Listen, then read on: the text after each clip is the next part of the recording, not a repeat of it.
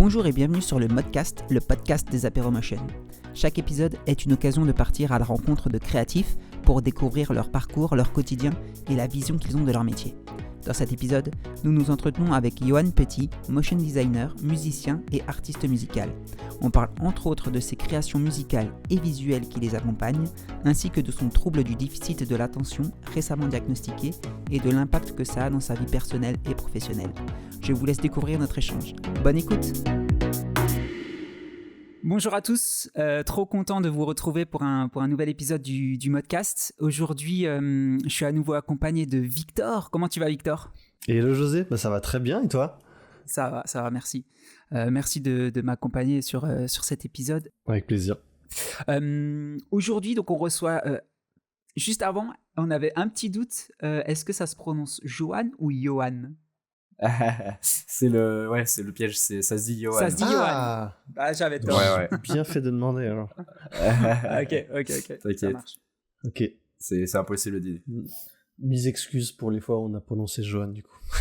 Ouais, non, je m'en fous, j'habite. Mais par contre, c'est vrai que généralement les gens de l'Est, ils ont beaucoup plus l'habitude d'entendre un Johan écrit avec un J, tu sais, où ça se dit avec Ye, parce que ça vient de l'Allemagne, ouais. L'allemand, tu vois. Clairement. Mais tu vois, de mon côté de la France, c'est impossible que quelqu'un, eux, c'est avec un Y, il n'y a pas de H, il y a deux N, tu vois. Oui. Donc, ouais, non, c'est... Ok, bon, tant mieux. Moi, je suis plus de votre team, normalement, tu vois. Aujourd'hui, donc, on a la chance d'accueillir Yohan Petit. Comment tu vas, Yohan ? Écoute, ça va très bien. Je vous remercie de m'accueillir là aujourd'hui. Je suis content d'être là et de pouvoir parler avec vous. Merci d'avoir accepté notre invitation. En plus, on va parler de sujets dont on n'a pas l'habitude de parler, donc ça fait trop plaisir. Ça fait trop plaisir de notre côté. Toi, tu es motion designer et tu es aussi un peu artiste musical. Est-ce que tu peux nous présenter un peu succinctement ton parcours pour en arriver là ? Ouais, tout à fait. En fait, donc, bien avant de tomber dans le motion, le design ou quoi que ce soit, j'ai été musicien, je suis musicien depuis que je suis vraiment tout petit. Et donc, en fait, moi, c'était clairement ma passion, et c'est toujours ma passion, j'ai envie de dire, numéro un. Et il se trouve que je savais pas trop ce que je voulais faire de ma vie, mais j'avais pas non plus envie de faire de la musique, d'être musicien. Et un peu par hasard, je me suis retrouvé en fait dans le montage vidéo, à faire du montage à la base parce que je jouais aux jeux vidéo et je me suis dit vas-y, je veux faire des montages en fait de tout ça. Et puis en fait, je me suis rendu compte que commencer à caler des images sur la musique, je prenais un pied mais fou quoi. Donc j'ai un peu découvert par hasard que j'adorais ça. Okay. Et en fait, sachant pas trop ce que je voulais faire de ma vie, je suis tombé un peu par hasard sur le fait qu'il y avait des écoles qui pouvaient former en fait à ça. Et donc voilà, j'ai fait une formation, mais plus montage vidéo en fait, j'avais un petit peu de post-prod et un tout petit peu de motion, mais on va dire que mon background d'études vient plus du côté film quoi, donc j'ai fait des courts-métrages d'études et tout, tout comme ça. C'était une formation de 2 ans, voilà, donc j'allais pas faire du cinéma directement après ça, mais en fait c'était un peu plus une formation pour devenir, on va dire, un vidéaste un petit peu indépendant quoi, avoir ses propres cams, aller faire c'est un peu ce qu'on veut. Et en fait, donc à ce moment-là, j'ai découvert le motion parce que j'avais un cours par semaine de ça. Et j'ai bien aimé, mais j'avais aussi un cours de VFX, et c'est là où en fait avec le motion et les VFX j'ai vraiment adoré After. Je suis complètement tombé amoureux du soft, et en fait j'ai passé un été, je me souviens d'avoir passé un été à vraiment avoir fait que du After. Les gens ils allaient à la plage et moi j'étais je vais faire des tutos tous les jours. Je faisais 6 heures d'after par jour, de pur tuto de pur... maintenant, c'était entre mes 2 années d'études. Et du coup, à la fin des 2 années d'études, j'avais le choix en fait de devenir soit motion designer, soit vidéaste, entre guillemets. Et clairement, j'ai vite fait le choix de devenir motion. Et puis voilà. Et donc, en fait... motion designer, c'est devenu un petit peu mon métier, mais j'avais toujours ce background, on va dire, de musique. Et je pense que ça m'a vachement comment dire, c'est quelque chose qui m'a vraiment accompagné, quoi. C'est-à-dire que j'avais toujours cette espèce de sens du rythme, d'envie de monter, en fait. Ouais. Donc on va dire que je pense que je suis un musicien, âme de monteur, qui est tombé dans le motion design, en fait. Donc c'est-à-dire que quelque chose qui est super naturel pour moi, ça va être justement le montage, tu vois, genre caler des trucs. Mais par contre, quelque chose auquel je connaissais rien du tout, c'était le design, tu vois, qui est quand même c'est un peu le nerf de la guerre quand même. C'est l'autre partie, quoi. Ouais, c'est ça. Et donc c'est vrai c'est un truc que j'apprends toujours un peu sur le tas, sur lequel voilà, on est un peu tous inégaux, je pense, tu vois, en termes de position de départ. Mais si je vous montrais mes designs d'études, c'est assez cata, tu vois. Donc ouais, non, donc bref, voilà. C'est beau de voir d'où l'on part, Ouais. tu vois, et de voir un peu le chemin parcouru. Non, mais clairement, enfin, ça c'est un truc au moins dont je peux être fier, c'est de savoir que je pars de vraiment très très très loin, tu vois. Et ouais, et donc si tu veux, après, bon, je me permets, je continue de développer, tu vois, sur après, parce que bon, je suis devenu motion designer, et effectivement, j'étais toujours musicien, et en fait, à partir du moment où j'ai commencé à taffer, j'ai voulu apprendre à créer, à vraiment écrire de la musique, tu vois, à faire de la MAO, de la musique assistée par ordinateur. Et du coup, ouais, j'ai commencé à apprendre à utiliser les softs et à commencer à composer des trucs. Alors, pareil, enfin, je pars de si loin. Même si j'étais musicien et tout, en fait, c'est tout un autre monde et tout. Et voilà, enfin, c'est atroce, quoi. C'est vraiment, c'est une épreuve, quoi, d'écouter ce que je pouvais faire au début. Et voilà, et du coup, ça, c'était, je sais pas, c'était il y a peut-être 8 ans maintenant, quoi. Okay. Et depuis, bah voilà, c'est quelque chose que je développe un petit peu, voilà, ces deux aspects, on va dire, de manière parallèle. Et puis ces dernières années, voilà, j'ai fait notamment, on va dire, je pense que les gens ils me connaissent principalement pour 2 œuvres. On va appeler ça des œuvres, enfin bon, c'est un peu généreux, mais 2 vidéos, quoi. Ouais. 2 très très courts métrages. Il y en a un premier, je crois que j'avais fait en 2021, avec Antonin Rubik, qui s'appelle Annihilation. Et il y en a un deuxième que j'ai fait plus récemment avec Oelan, et ça devait être il y a 2 ans, un truc comme ça. Ou ouais, c'est ça. À peu près, ouais. Qui s'appelle Burden. Et du coup, là, c'est 2 projets perso, à chaque fois avec un pote, où j'ai pu vraiment allier les 2 choses que j'aimais, quoi, qui étaient créer d'abord la musique, quoi. Ça a toujours commencé par créer la bande-son, avant même de poser, tu vois, des intentions ou quoi que ce soit. Ah oui, ok. Pur instinct, vas-y, il faut que je crée une soundtrack qui serait trop bien. Genre, tu reçois ça en tant que motion designer, t'es là genre, pépite pour animer des choses sur le son. Projette déjà un peu, ouais. Voilà, tu vois. Ouais. Et donc, je pense que c'est comme la plupart des motion designers sont pas... ils créent pas de musique, tu vois. C'est toujours de l'autre sens, tu vois. Tu reçois la musique et t'essaies de te caler là-dessus. Et comme moi, j'ai ce privilège-là, je me dis, justement, je peux créer la musique sans forcément avoir les images. Et me dire, vas-y, je vais créer ça me crée un support, quoi. Carrément. Ah, donc finalement, t'es rentré dans le motion via l'aspect rythmique plus que vraiment image à la base. Ouais, complètement. Et je pense que c'est clairement là où je trouve ma force. Et du coup, j'ai envie de dire, moi, ce que je considère comme ma faiblesse, c'est encore le côté design, tu vois, où j'ai pas du tout de formation de graphisme, de design, de DA et tout. Donc c'est quelque chose que je continue d'apprendre sur le tas. Alors je vais pas dire que je suis mauvais, tu vois, j'arrive à faire des choses. Mais quand je vois, tu vois, mes références, tu vois, les gens qui m'inspirent, c'est une abysse qui est entre, tu vois, mon niveau et ce que je considère comme vraiment bien, quoi. Donc ok. Ouais. Mais t'as pas forcément les bases ou des références sur lesquelles tu peux te baser. Tu fais ça un peu plus à l'intuition, peut-être, comme t'as pas des règles de design, je sais pas, ce genre de choses ou... Ouais, il y a beaucoup d'expérimentation.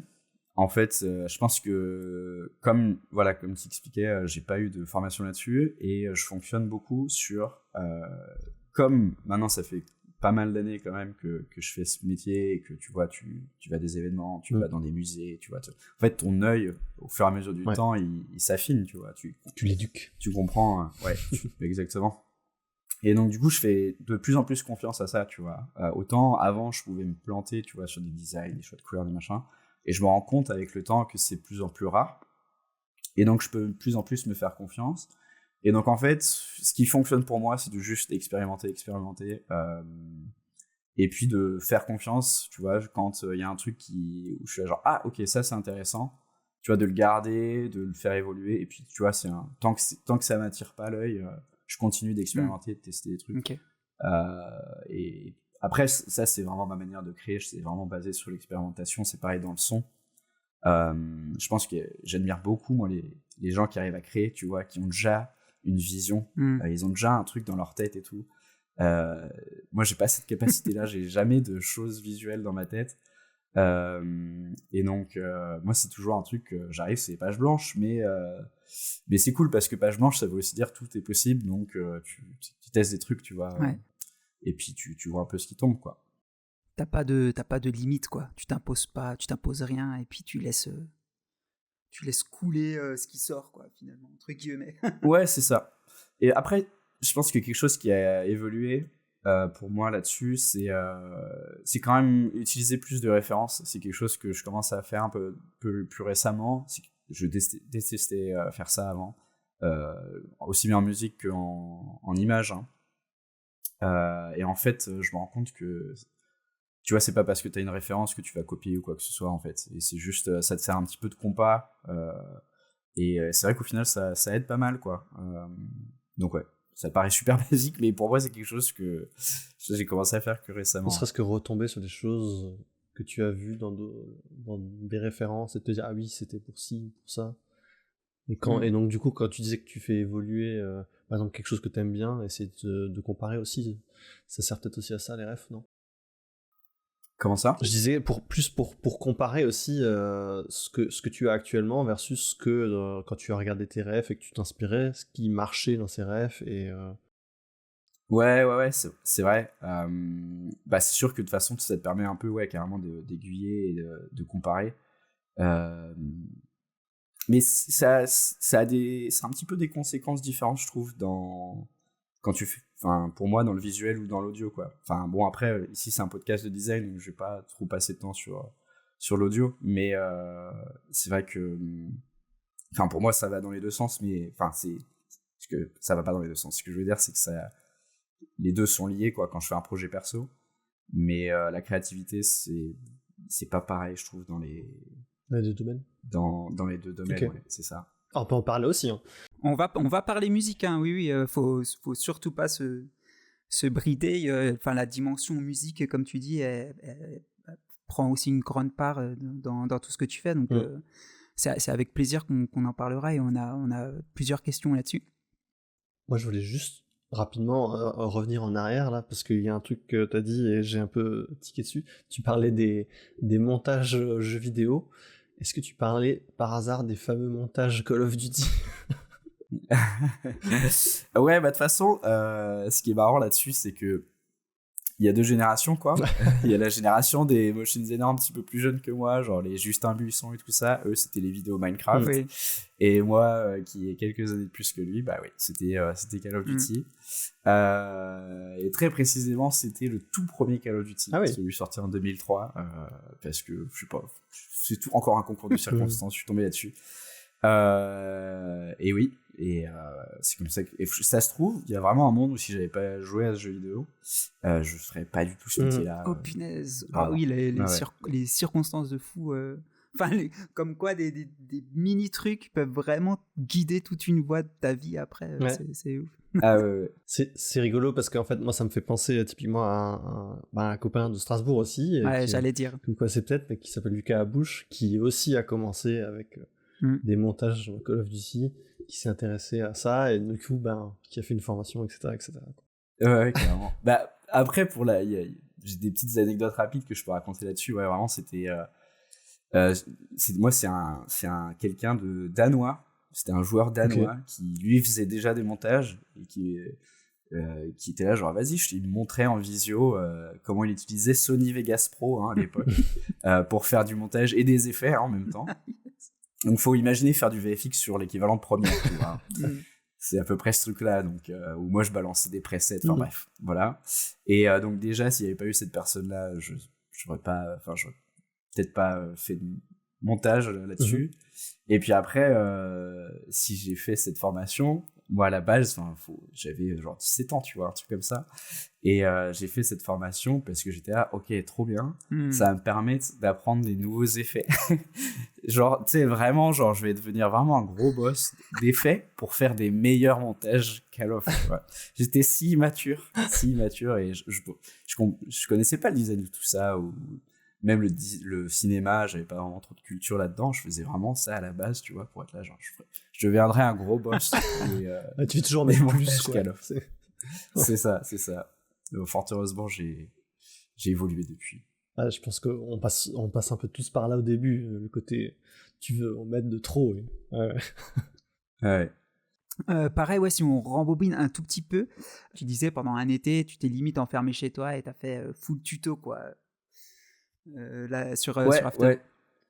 Ouais, c'est ça. Après, de toute façon, je pense que faut voir plutôt. Enfin, moi, je vois les écoles comme une espèce de cadre. Et de toute façon, quand tu vois les meilleurs élèves qui sortent de chaque école, tu vois, l'école, oui, c'est cool, ça peut jouer des choses, mais en fait, les meilleurs éléments, c'est les gars les femmes, enfin, peu importe, les gens qui en veulent, quoi, qui en mangent et qui sont là, genre, ok, si ça te démange, si t'as vraiment envie de devenir meilleur, d'en apprendre plus, en fait, oui, c'est cool, tu vas faire ce que t'apprends à l'école, mais en fait, ceux qui sont vraiment super bons à la fin de leur formation, c'est ceux qui ont vraiment bossé en plus et qui en ont fait dans leur temps libre, quoi. Voilà, puisque le talent de base, c'est cool, ça fait un truc, mais ceux qui, voilà, comme toujours, hein, le bosser dur, ça va plus loin que le talent pur. Ne serait-ce qu'au moins s'intéresser à côté, en fait, souvent. Oui. Ça fait aussi la différence. On n'est pas obligé. On va pas dire à tous les élèves qui nous écoutent de bosser le soir plus les week-ends en plus de leur école, hein. mais c'est vrai que déjà le fait de s'intéresser, de se renseigner, tu vois, suivre des gens, faire de la veille, ce genre de choses, c'est important. Ah, mais à fond.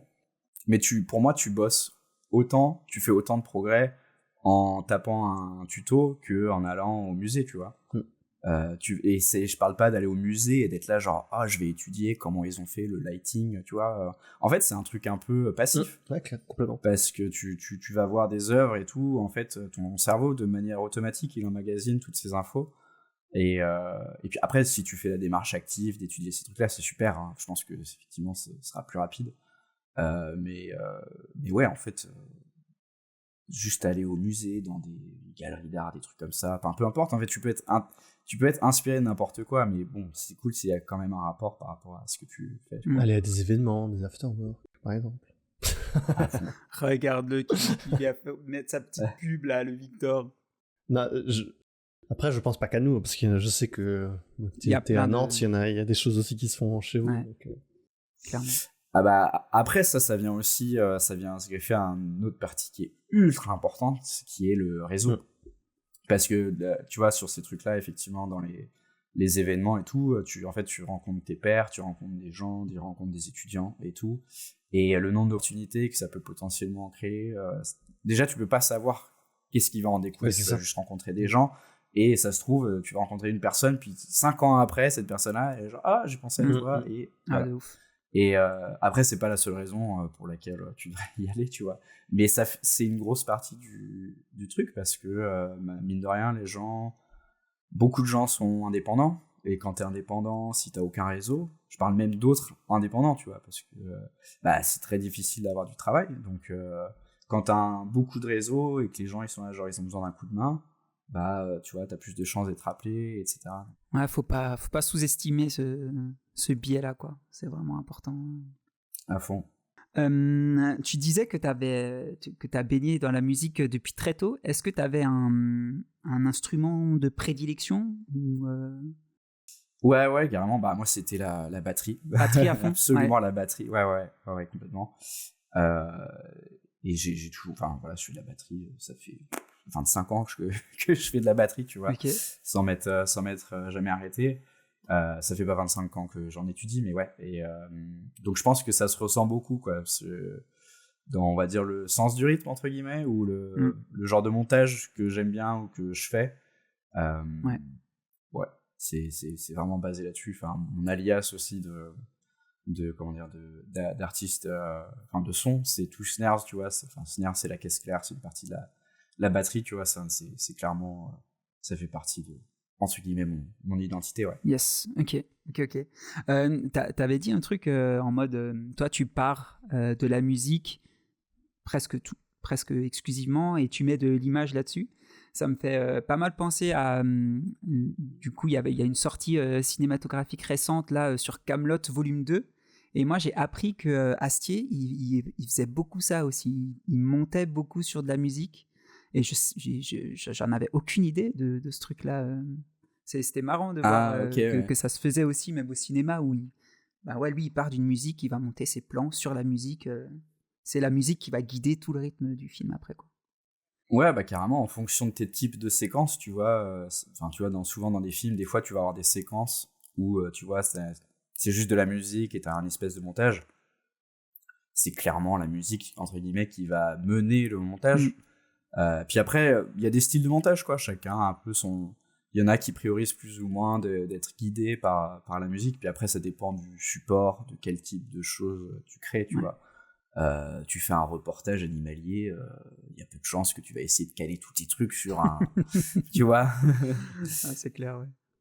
Mais est-ce que ça t'arrive quand même de recevoir de l'image et de devoir caler du son dessus? Ou c'est un exercice que tu essayes d'éviter parce que tu préfères l'autre sens, finalement? Ouais, ça, ben ouais, moi je suis complètement allergique à ça en Ouais, fait. ok. Ah, carrément. Parce que en fait, ouais, parce qu'en fait pour moi c'est deux choses qui ont rien à voir. Dans ce sens-là, le sens que tu viens de décrire de recevoir de l'image et de caler du son, pour moi c'est entre guillemets du sound design, tu vois. Parce que quelqu'un qui va animer quelque chose, il y aura pas de rythme entre guillemets, de pulsation, de trucs assez réguliers. La musique, il y a un truc régulier en fait, c'est un tempo. Donc en fait, il y a un rythme. Ouais.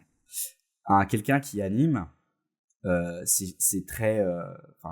C'est y a pas de organique, rythme, quoi, ouais. entre guillemets. C'est organique, exactement. Donc ça veut dire que c'est pour ça que quand vous voyez des œuvres où c'est quelqu'un qui est d'abord animé et après un sound designer ou un compositeur, peu importe, qui est venu caler du son, c'est toujours un peu des sortes de petits whip, des petits sons de synthé, machin, plutôt qu'une espèce de musique avec un rythme, tu vois. Ok.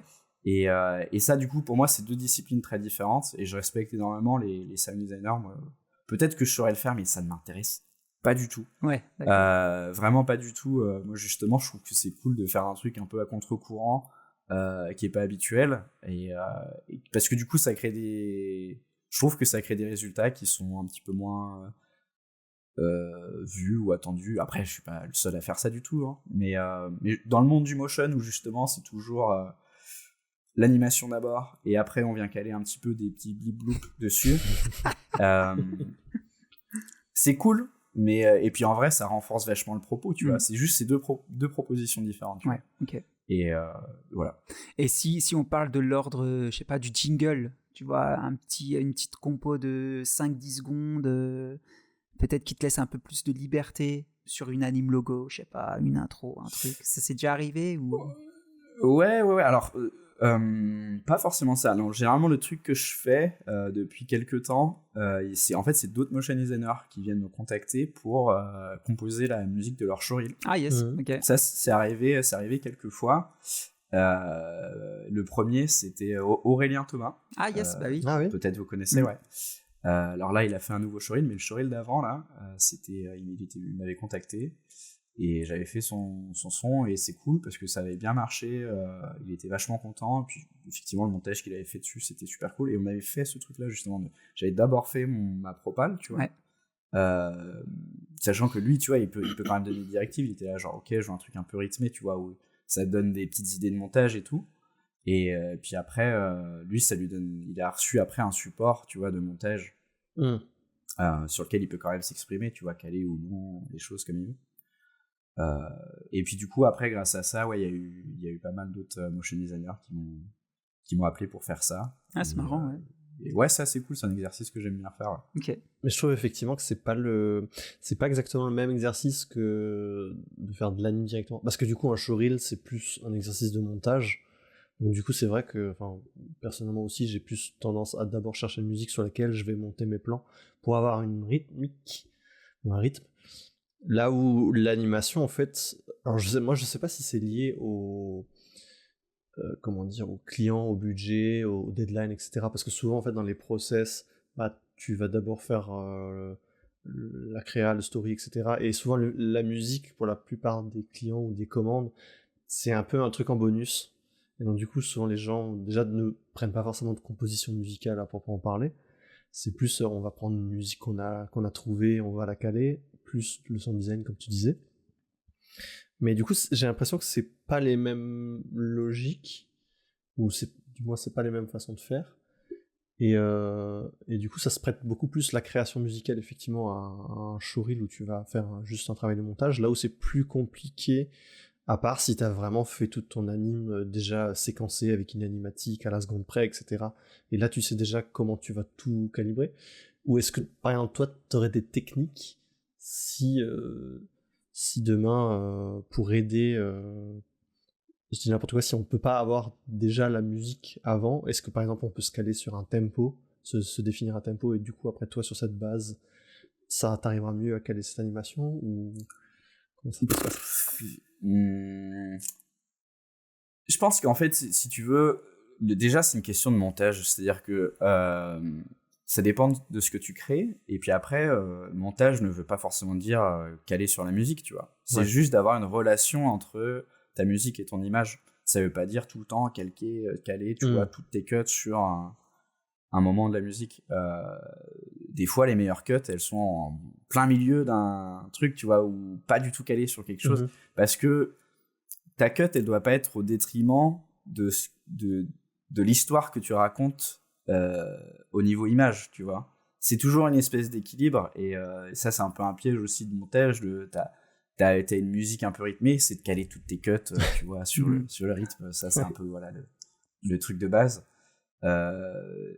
Et comment dire, donc j'ai envie de dire, c'est juste censé être un peu organique, où l'un vient servir l'autre. Et donc après, qu'est-ce que tu pourrais faire pour un peu potentiellement aider ça, si ce truc-là arrivait? En fait, il faut que ce soit une conversation avec la personne qui va faire le son. Chacun a des manières de bosser différentes.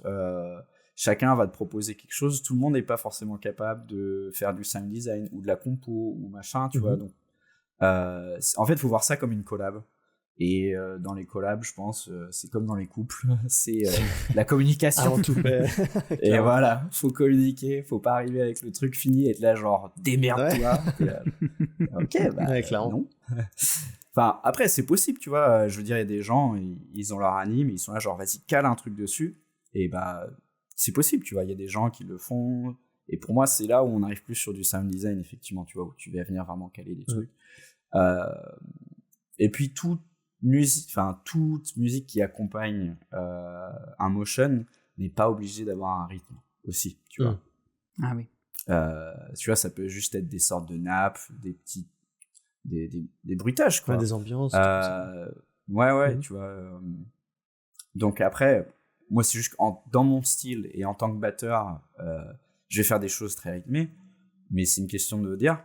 Donc encore une fois, j'ai envie de dire, tout dépendra de la DA, du sound designer, du compositeur avec qui vous allez bosser, quoi. Faut juste en parler avec lui ou elle. Il y a Chewbacca qui nous a posé une question et qui demande quel est ton process pour poser les bases d'une rythmique. Du coup, c'est musical d'abord. Si on parle d'un projet perso, donc au niveau musical, ça va être voilà, choisir un tempo, choisir une intention peut-être, tu vois. Mais après, commencer, moi je vais utiliser des samples, des VST, donc l'équivalent de plugins en gros dans le son, différentes, et expérimenter, voir ce qui ressort. Enfin après là c'est vraiment de l'improvisation, donc j'aurais pas. Voilà, j'expérimente jusqu'à ce qu'il y ait un truc qui qui me tiennent. Et puis après, une fois que je suis là, genre, ok, ça c'est une bonne structure, je vais venir étoffer, etc. Jusqu'à arriver vers proposition de son qui est intéressante. Après, au niveau de l'image, j'ai envie de dire, s'il y a du son, c'est de décider quoi faire par rapport au son. Tu vois, d'écouter, d'être là, genre, quand même, là, ce serait cool d'avoir tel type de mouvement par rapport à tel son. Là, il y a un impact, ce serait cool de l'accentuer. De quelle manière, etc. Donc tu penses tout de suite plus loin à chaque fois. Ouais, en fait, je pense que quand j'ai un son, je peux quasiment déjà faire un pré-montage, tu vois, sur la timeline, sans avoir aucune matière, tu vois. Juste là, genre, là, une cut, ici, ce serait très cool. Là, ce serait très cool. Là, peut y avoir une espèce d'enchaînement. Et puis, c'est pas obligé d'être une cut, tu vois. Ça peut être là, genre, là, il y a des petites notes, tu vois, sur tel moment. Dans ce plan-là, tu vois, elles sont à l'intérieur d'un plan, ces notes-là. Ça peut, tu peux être là, genre, ok, ces petites notes, j'aimerais les accentuer dans le contenu, tu vois, plutôt que dans le montage, c'est-à-dire dans ce que tu vas créer, dans l'animation, dans le design. Puis après, s'il n'y a pas de son, après, on parle de rythme dans l'animation. Et donc là, en fait, du coup, c'est complètement délié à un système de temps, tu vois, de pulsation régulière. Donc là, le sens du rythme en animation, c'est, on va dire, le sens de l'animation. C'est les principes d'animation, tu vois, c'est de l'anticipation, c'est des accélérations, des décélérations, etc. Comment est-ce que tu viens accentuer, exagérer, poser aussi le rythme, tu vois, un peu attendre et tout. Donc ça, après... c'est un truc sur lequel tu continues d'apprendre, je pense, toute ta vie, tu vois. Ouais. C'est un sens que tu continues de développer, au même titre que tu développes ton œil pour le design, tu vois. Tu développes ton oreille pour le rythme. Est-ce que ça t'arrive de faire du ping-pong en mode, je sais pas, t'as une base de compo, t'as commencé à faire globalement un montage, et là tu te dis, putain, là, je sais pas, un petit... ou un truc comme ça, hop, tiens, je me le rajoute dans le truc. Est-ce qu'il y a un ping-pong qui se fait entre les deux ? Ouais, ça peut. Alors, globalement, une fois que la structure est définie, généralement, elle bouge. Elle a jamais trop bougé. À part, tu vois, couper carrément des tronçons, tu vois, parce que c'est trop long. Et puis, tu vois, mais je parle vraiment de gros tronçons, de morceaux, quoi. Après, on va rajouter, tu sais, des sortes de bruits, de bruitage, etc., tu sais, ou de synthé, tu vois, à certains moments pour accentuer. Effectivement, tu vois, au moment de l'animation, t'es là, genre, là, c'est vrai qu'il faudrait qu'il y ait un truc qui monte à ce moment-là, tu vois, une espèce de tension qui monte ou qui se redescend, peu importe. Okay. Ouais, je peux après retourner sur le son et rajouter, enlever quelque chose à fond. Ouais. Ok. Moi, je me suis toujours posé la question, alors je sais pas si, comme tu disais avant, t'as peut-être pas les bases ou je sais pas quoi sur la rythmique, mais est-ce qu'il y a une façon de créer en mode, j'ai n'importe quoi, quand tu vas créer, tu crées d'abord une base de basse avec un rythme particulier, puis t'ajoutes, je sais pas, les guitares, puis est-ce qu'il y a un truc basique qui fait qu'on peut se reposer sur quelque chose à la base pour créer, ou est-ce que c'est vraiment tout à chacun fait comme... Ouais, non, c'est comme par quoi tu commences dans le design, tu vois, ça dépend des gens. Il n'y a pas de règle. Faut essayer de commencer par tout et commencer par des drums, commencer par une ligne de basse, par des accords, par un lead. Et en fait, t'auras des résultats un peu différents à chaque fois et ça a des saveurs un peu différentes à chaque fois. Et à titre perso, ça dépend. Ça dépend à chaque fois. Ce qui est plus simple pour moi pour créer des vrais tracks, des tracks complètes, c'est de commencer par des accords. Donc si jamais, pour ceux qui font pas de la musique, on va dire que c'est vraiment genre l'émotion du morceau, quoi. C'est le contenu mélodique du morceau de base, quoi. C'est l'humeur. Et puis après, grâce à ça, je trouve que c'est très facile de développer et d'en faire tout un son, quoi. De faire évoluer, etc. Parce que si on a juste des drums, c'est cool, hein, ça fait bouger la tête, mais au final, pour développer ça vers tout un son, c'est plus compliqué, je trouve. Mais ouais, il n'y a pas de règle, je trouve. Ouais. Il me semble que dans la musique, il y a aussi, je sais plus comment ça s'appelle, ces gens qui sont forts pour faire du yaourt, mais une mélodie avec la voix, et après les gens derrière vont écrire sur cette mélodie, je sais plus comment ça s'appelle. Ils le transcrivent, si t'as un truc dans la tête que tu... Ouais, en fait, c'est des gens chantonnes, qui sont forts en mélodie, mais pour une mélodie chantée, et qui l'envoie à des rappeurs, à des chanteurs comme ça, et qui eux après écrivent en se calquant un peu sur les fluctuations de la voix et tout. Ça me fait penser à ça, du coup, genre la mélodie, c'est un peu le squelette, et après tu peux bâtir autour. Ouais, carrément. En fait, je pense que la création musicale, elle est plus instinctive que la création visuelle, dans le sens où ça se passe beaucoup plus au niveau subconscient. Tu vois, que quand tu viens designer ou faire une illustration, ou après je suis pas illustrateur, j'en sais rien, mais en tout cas, je trouve vraiment, globalement, quand tu vas faire du son, tu vois, t'es pas en train de trop réfléchir, d'intellectualiser ce truc, tu vois. Tu vas entendre des trucs, ça va devenir super instinctif, t'es là, genre, justement, un rappeur, tu vois, il va entendre quelqu'un qui lui envoie une mélodie, ça va lui inspirer des paroles, un mood, quelque chose comme ça. Quand moi je vais créer un son, tu vois, je sais pas, il y a une ligne de basse, je suis là genre, du coup, s'il y a ce son-là, faut que je rajoute ce genre de son et tout. Et en fait, c'est une espèce de ping-pong, quoi. Un truc t'en inspire un autre, qui t'en inspire un autre, tu vois, et c'est un peu cet effet boule de neige. Quand ça marche, c'est cool. Quand ça marche pas, tu sais, il y a un peu les petits blocages créatifs, quoi. Et faut trouver une autre, tu vois, faut trouver un autre truc qui vient te donner une étincelle, tu vois, un peu d'inspiration, quoi. C'est une espèce d'effet de boule de neige, genre où t'as un truc dans la tête, tu testes, et après ça te fait penser à d'autres choses, des choses comme ça aussi, ou des fois c'est juste de l'expérimentation pure et dure. Ouais, la vraie réponse c'est que ça dépend. Ça dépend. Ouais. Est-ce que toi, ça t'arrive de faire de t'enregistrer en mode yaourt, je sais pas, de faire des instruments à la bouche, du beatbox, et de dire faut pas que je perde ce truc-là, j'avais une inspi, je sais pas. Je me dis toujours qu'il faudrait que je le fasse en fait, et je le fais jamais, mais il faudrait tellement que je le fasse, parce que à chaque fois je me dis putain, j'arrive à faire des rythmiques hyper cool avec ma bouche, tu vois, juste parce que je suis là genre ça c'est trop bien avec, je sais pas, un son que j'entends. Je devrais juste m'enregistrer, tu vois, parce que ce serait super lourd si j'arrivais à retranscrire ça après en musique électronique. Ok. C'est un peu pompeux ce que j'ai dit, mais vraiment, il y a des fois, je suis genre, ce serait trop cool.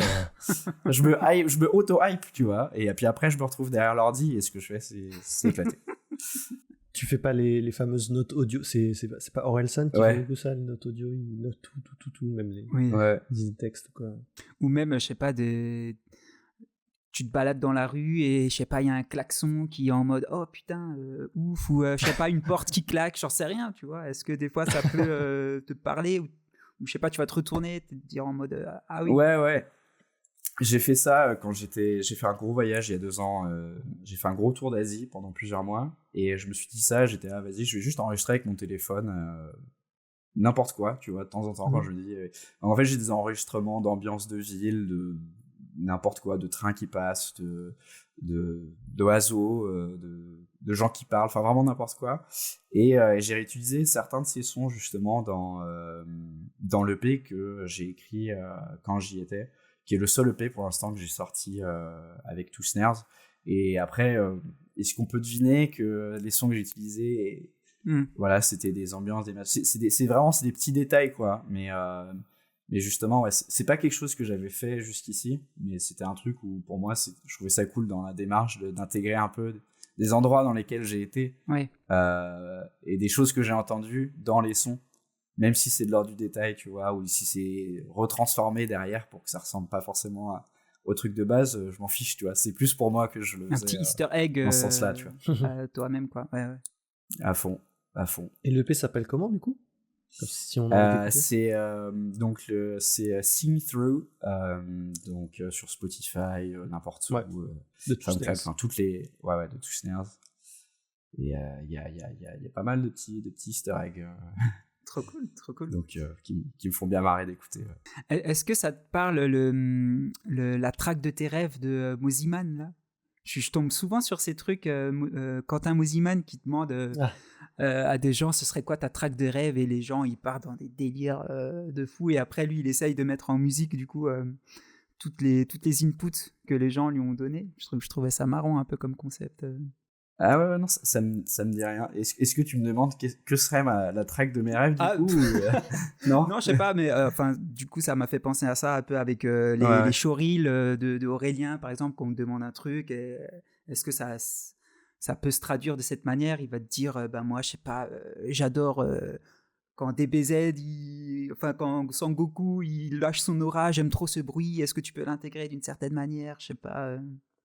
Ouais, bah après, je vais être trop chiant, quoi. À chaque fois, ça dépend. Bah, c'est la réalité, en vrai. Donc, Ouais, si tu veux, en fait, à chaque fois, j'ai l'impression de créer toujours quelque chose de super différent, inspiré par des choses assez différentes. Donc, j'ai un peu toujours la sensation de créer. Je sais pas ce que je vais créer, en fait, à chaque fois. Tu vois, quand je crée un truc, je suis à genre, c'est page blanche et après, le résultat final, c'est ce que c'est.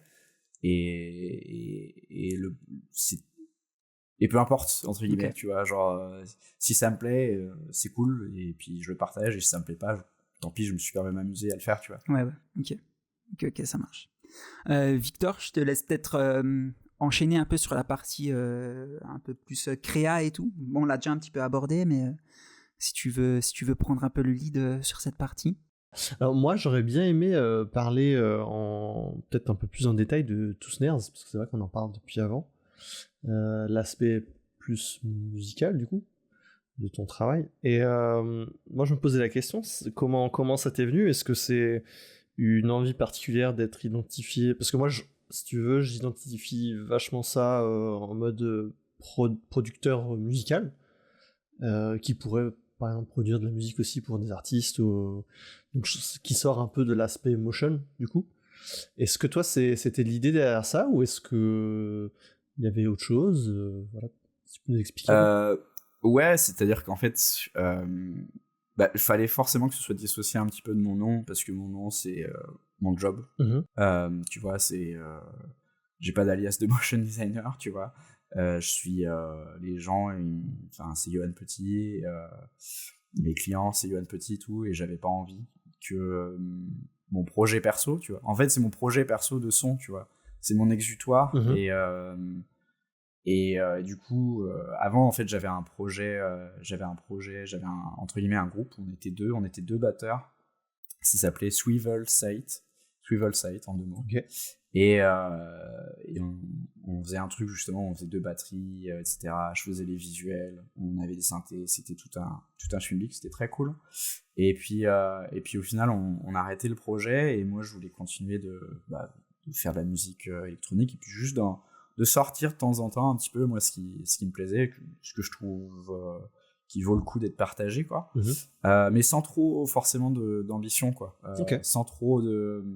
C'est-à-dire que moi, ce que j'adorerais, ce serait que ce projet, il prenne un peu plus vie, que je m'y investisse plus, et que potentiellement, je commence à faire des lives et tout, que je puisse... ou des sets, des DJ sets, enfin, peu importe, qui continuent qui prennent un peu vie. Mais pour l'instant, je vois plus ça comme un deuxième alias dans lequel je peux mettre l'équivalent de mes projets perso son, sans une espèce d'envie d'en faire un truc,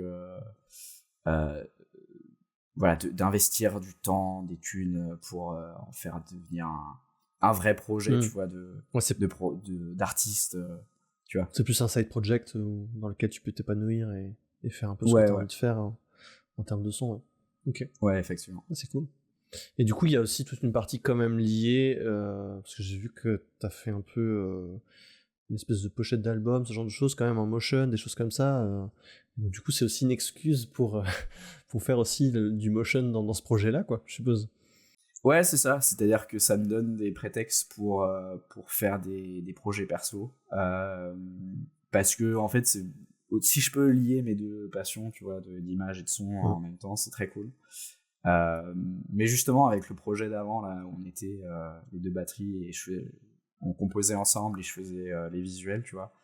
Là, je me suis rendu compte qu'en fait, j'avais pas du tout assez d'énergie créative pour écrire les tracks, tu vois, ou coécrire, et faire les visuels, même si c'était faire les visuels des fois, même si j'avais de l'aide et tout. En fait, une fois que j'avais fait les tracks, fallait que je passe à autre chose, quoi.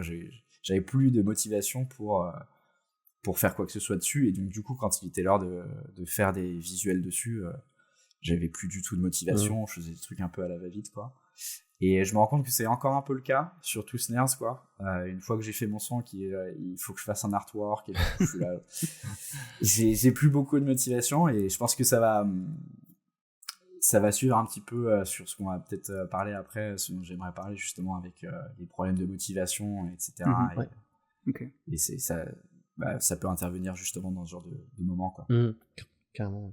Moi, c'est vrai que il y a aussi quelque chose que j'assimile un peu ton profil aussi, et je crois que on en a parlé dans la présentation, notamment à Woodkid, qui est aussi un artiste, alors avant tout musical, mais aussi, qui vient aussi, je crois, du monde de la 3D, et donc du coup qui lui aussi fait toutes ses créations, etc.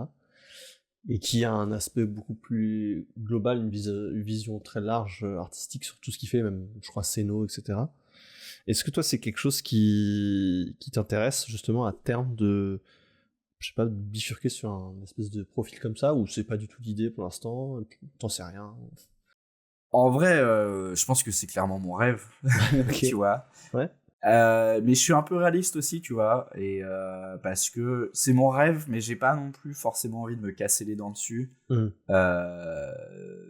Je suis déjà heureux, en fait, tu vois, un peu, avec ma vie, et du coup, je pense que si j'étais malheureux, j'aurais plus envie de me casser les dents et de là, genre, vas-y, il faut que je me sorte de ce truc-là, et il y a que comme ça que je serais heureux. Et en fait, comme je suis déjà plutôt bien avec mon quotidien, ma vie, etc., j'ai pas forcément autant de niaque, ouais, pour y arriver. Mais en tout cas, clairement, si je pouvais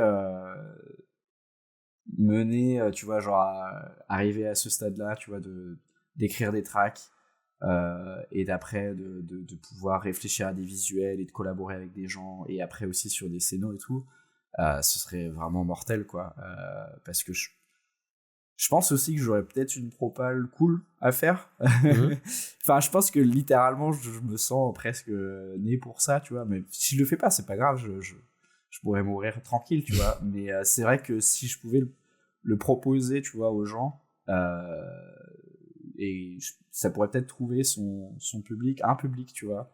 Et peu importe la taille, je m'en fiche, mais juste, tu vois, de pouvoir montrer ce que j'ai en tête, tu vois, l'idée, tu vois, et de pouvoir la réaliser, et que d'autres gens puissent la consommer, la recevoir, et tu vois, puis après échanger dessus.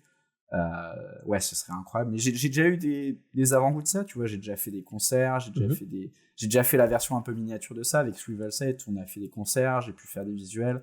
Il y avait pas forcément énormément de moyens, mais je trouvais quand même que ça avait de la gueule, et puis les retours qu'on a eu étaient vraiment hyper positifs. Et puis je pense que si on avait été si le projet avait pu fonctionner, tu vois, entre nous, tu vois, et s'il avait pu continuer, et que si on s'était investi, tu vois, je pense qu'il y avait un potentiel, tu vois. On n'aurait pas fait des zéniths parce que c'était assez niche, je m'en fiche en vrai, mais ça aurait pu se développer, en tout cas.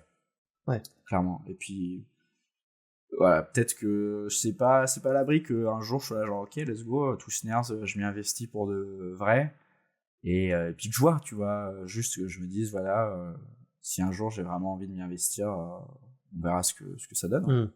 Bah ça rejoint vraiment la question de Bidule Graphique, qui demandait ouais, si tu avais un projet de rêve, quel serait-il? On a la réponse, quoi. Et c'est marrant que tu aies utilisé ce terme de rêve et qu'elle aussi l'ait utilisé, donc c'est cool. Un bel écho. À fond. Victor, tu voulais enchaîner? Tu disais avant que ça marcherait peut-être pas autant, etc. Et je me disais, en fait, des fois, juste simplement, il suffit d'un petit truc. Des fois, tu sais pas, en fait. C'est genre, si ça se trouve, il y a un truc qui fait que, et en fait, tu exploses potentiellement. Mais ouais, et oui, c'est ça à quoi j'ai pensé, c'est, en gros, pour l'instant, c'est plus en mode, t'as pas trop envie de t'investir parce que t'as peur de entre guillemets, pas de la défaite, c'est pas le mot que je cherche, mais de la non-réussite face à l'investissement que tu risques de mettre par rapport là où tout va très bien, ou c'est ça ou... Non, pas vraiment. Non, pas. C'est-à-dire qu'en fait, moi, mes tracks, je les sors et je fais pas de marketing, je les partage pas spécialement. Ouais. En fait, je m'en fiche un peu. En fait, une fois qu'elles sont sorties, elles m'appartiennent plus. Elles sont un peu, elles sont dehors et ça y est, complètement. c'est le poussin est hors du nid. Et en fait, du coup, je me sens complètement plus libéré du truc. Et même si juste mes copains l'écoutent, je suis déjà content parce que juste d'avoir quelques copains qui sont là, genre, c'est cool, j'ai bien aimé cette track, machin. Ça me suffit largement. C'est plus, je pense, de la pure envie d'avoir des choses à dire, en fait. C'est-à-dire que j'ai pas forcément envie de me poser pour écrire une track juste pour écrire une track, parce qu'il faut que je sorte un morceau, et j'ai plus envie de me poser, de faire des sons quand j'ai envie d'en faire. Et pour moi c'est le son, le projet Two Snares, c'est une espèce de petit paradis de non-contrainte, je fais mes trucs dans mon coin, et en fait après c'est trop bien si les gens tombent un peu dessus par hasard ou m'envoient des messages pour me dire j'ai bien aimé cette track, ou voilà, ou tu vois, genre ça fait super plaisir. Mais pour moi c'est avant tout, c'est juste mon petit exutoire, c'est mon petit exutoire, quoi. Okay. Oui, dans le sens, j'ai compris, dans le sens de dire si jamais ça se transforme, du coup ça devient un truc où t'es jugé, truc, et qu'il faut avoir peut-être de la rentabilité, ce genre de choses, et donc du coup ça implique tous les petits trucs un peu négatifs, de transformer ce truc un peu plus sérieusement, quoi, c'est ça? Ouais, potentiellement, ça se trouve, je me mets moi-même des barrières mentales, mais enfin, ouais, je sais pas, c'est compliqué. C'est compliqué, la créativité, et tu vois, en fait, je pense que c'est nébuleux. Juste pour l'instant, je suis à l'aise avec le fait que j'ai fait mes petites tracks, et puis là, je vais en sortir probablement une bientôt. Enfin, on va voir. On verra si ça prend forme, c'est cool. Si ça reste en l'état, ça me va aussi, quoi. Ouais. On suivra tout ça avec attention. Tu vois, avec plaisir.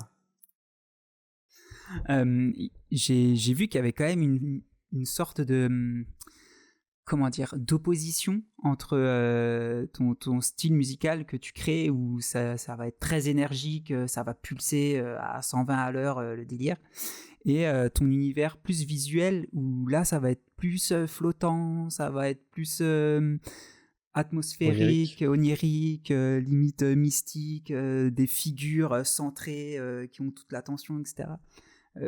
T'arrives à expliquer pourquoi c'est si en contradiction, entre guillemets, ces deux aspects-là? Pour la musique, c'est par pur goût personnel, tu vois. C'est juste moi. En fait, je pense que c'est mes goûts dans les deux, ouais. tu vois. Et puis parce que moi, j'adore être stimulé vraiment au niveau de la musique, tu vois. J'adore quelque chose qui vient toujours tirer ton attention avec des petits détails, des petits trucs, voilà, généralement des choses un petit peu fournies, on va dire. Donc ça se retrouve dans les sons que je crée, quoi. Et puis après, au niveau de l'image, je pense que je sais pas, j'adore juste j'adore retranscrire cette sensation de flottement. Vraiment, ça c'est un truc, par contre c'est un peu le truc sur lequel j'arrive par défaut, quoi. Je me retrouve toujours par vouloir retranscrire l'image d'un corps qui flotte, qui est quelque part, on ne sait pas, tu vois. Après, bon, ça peut être amené à évoluer, mais c'est vrai que c'est toujours été un peu mon truc par défaut.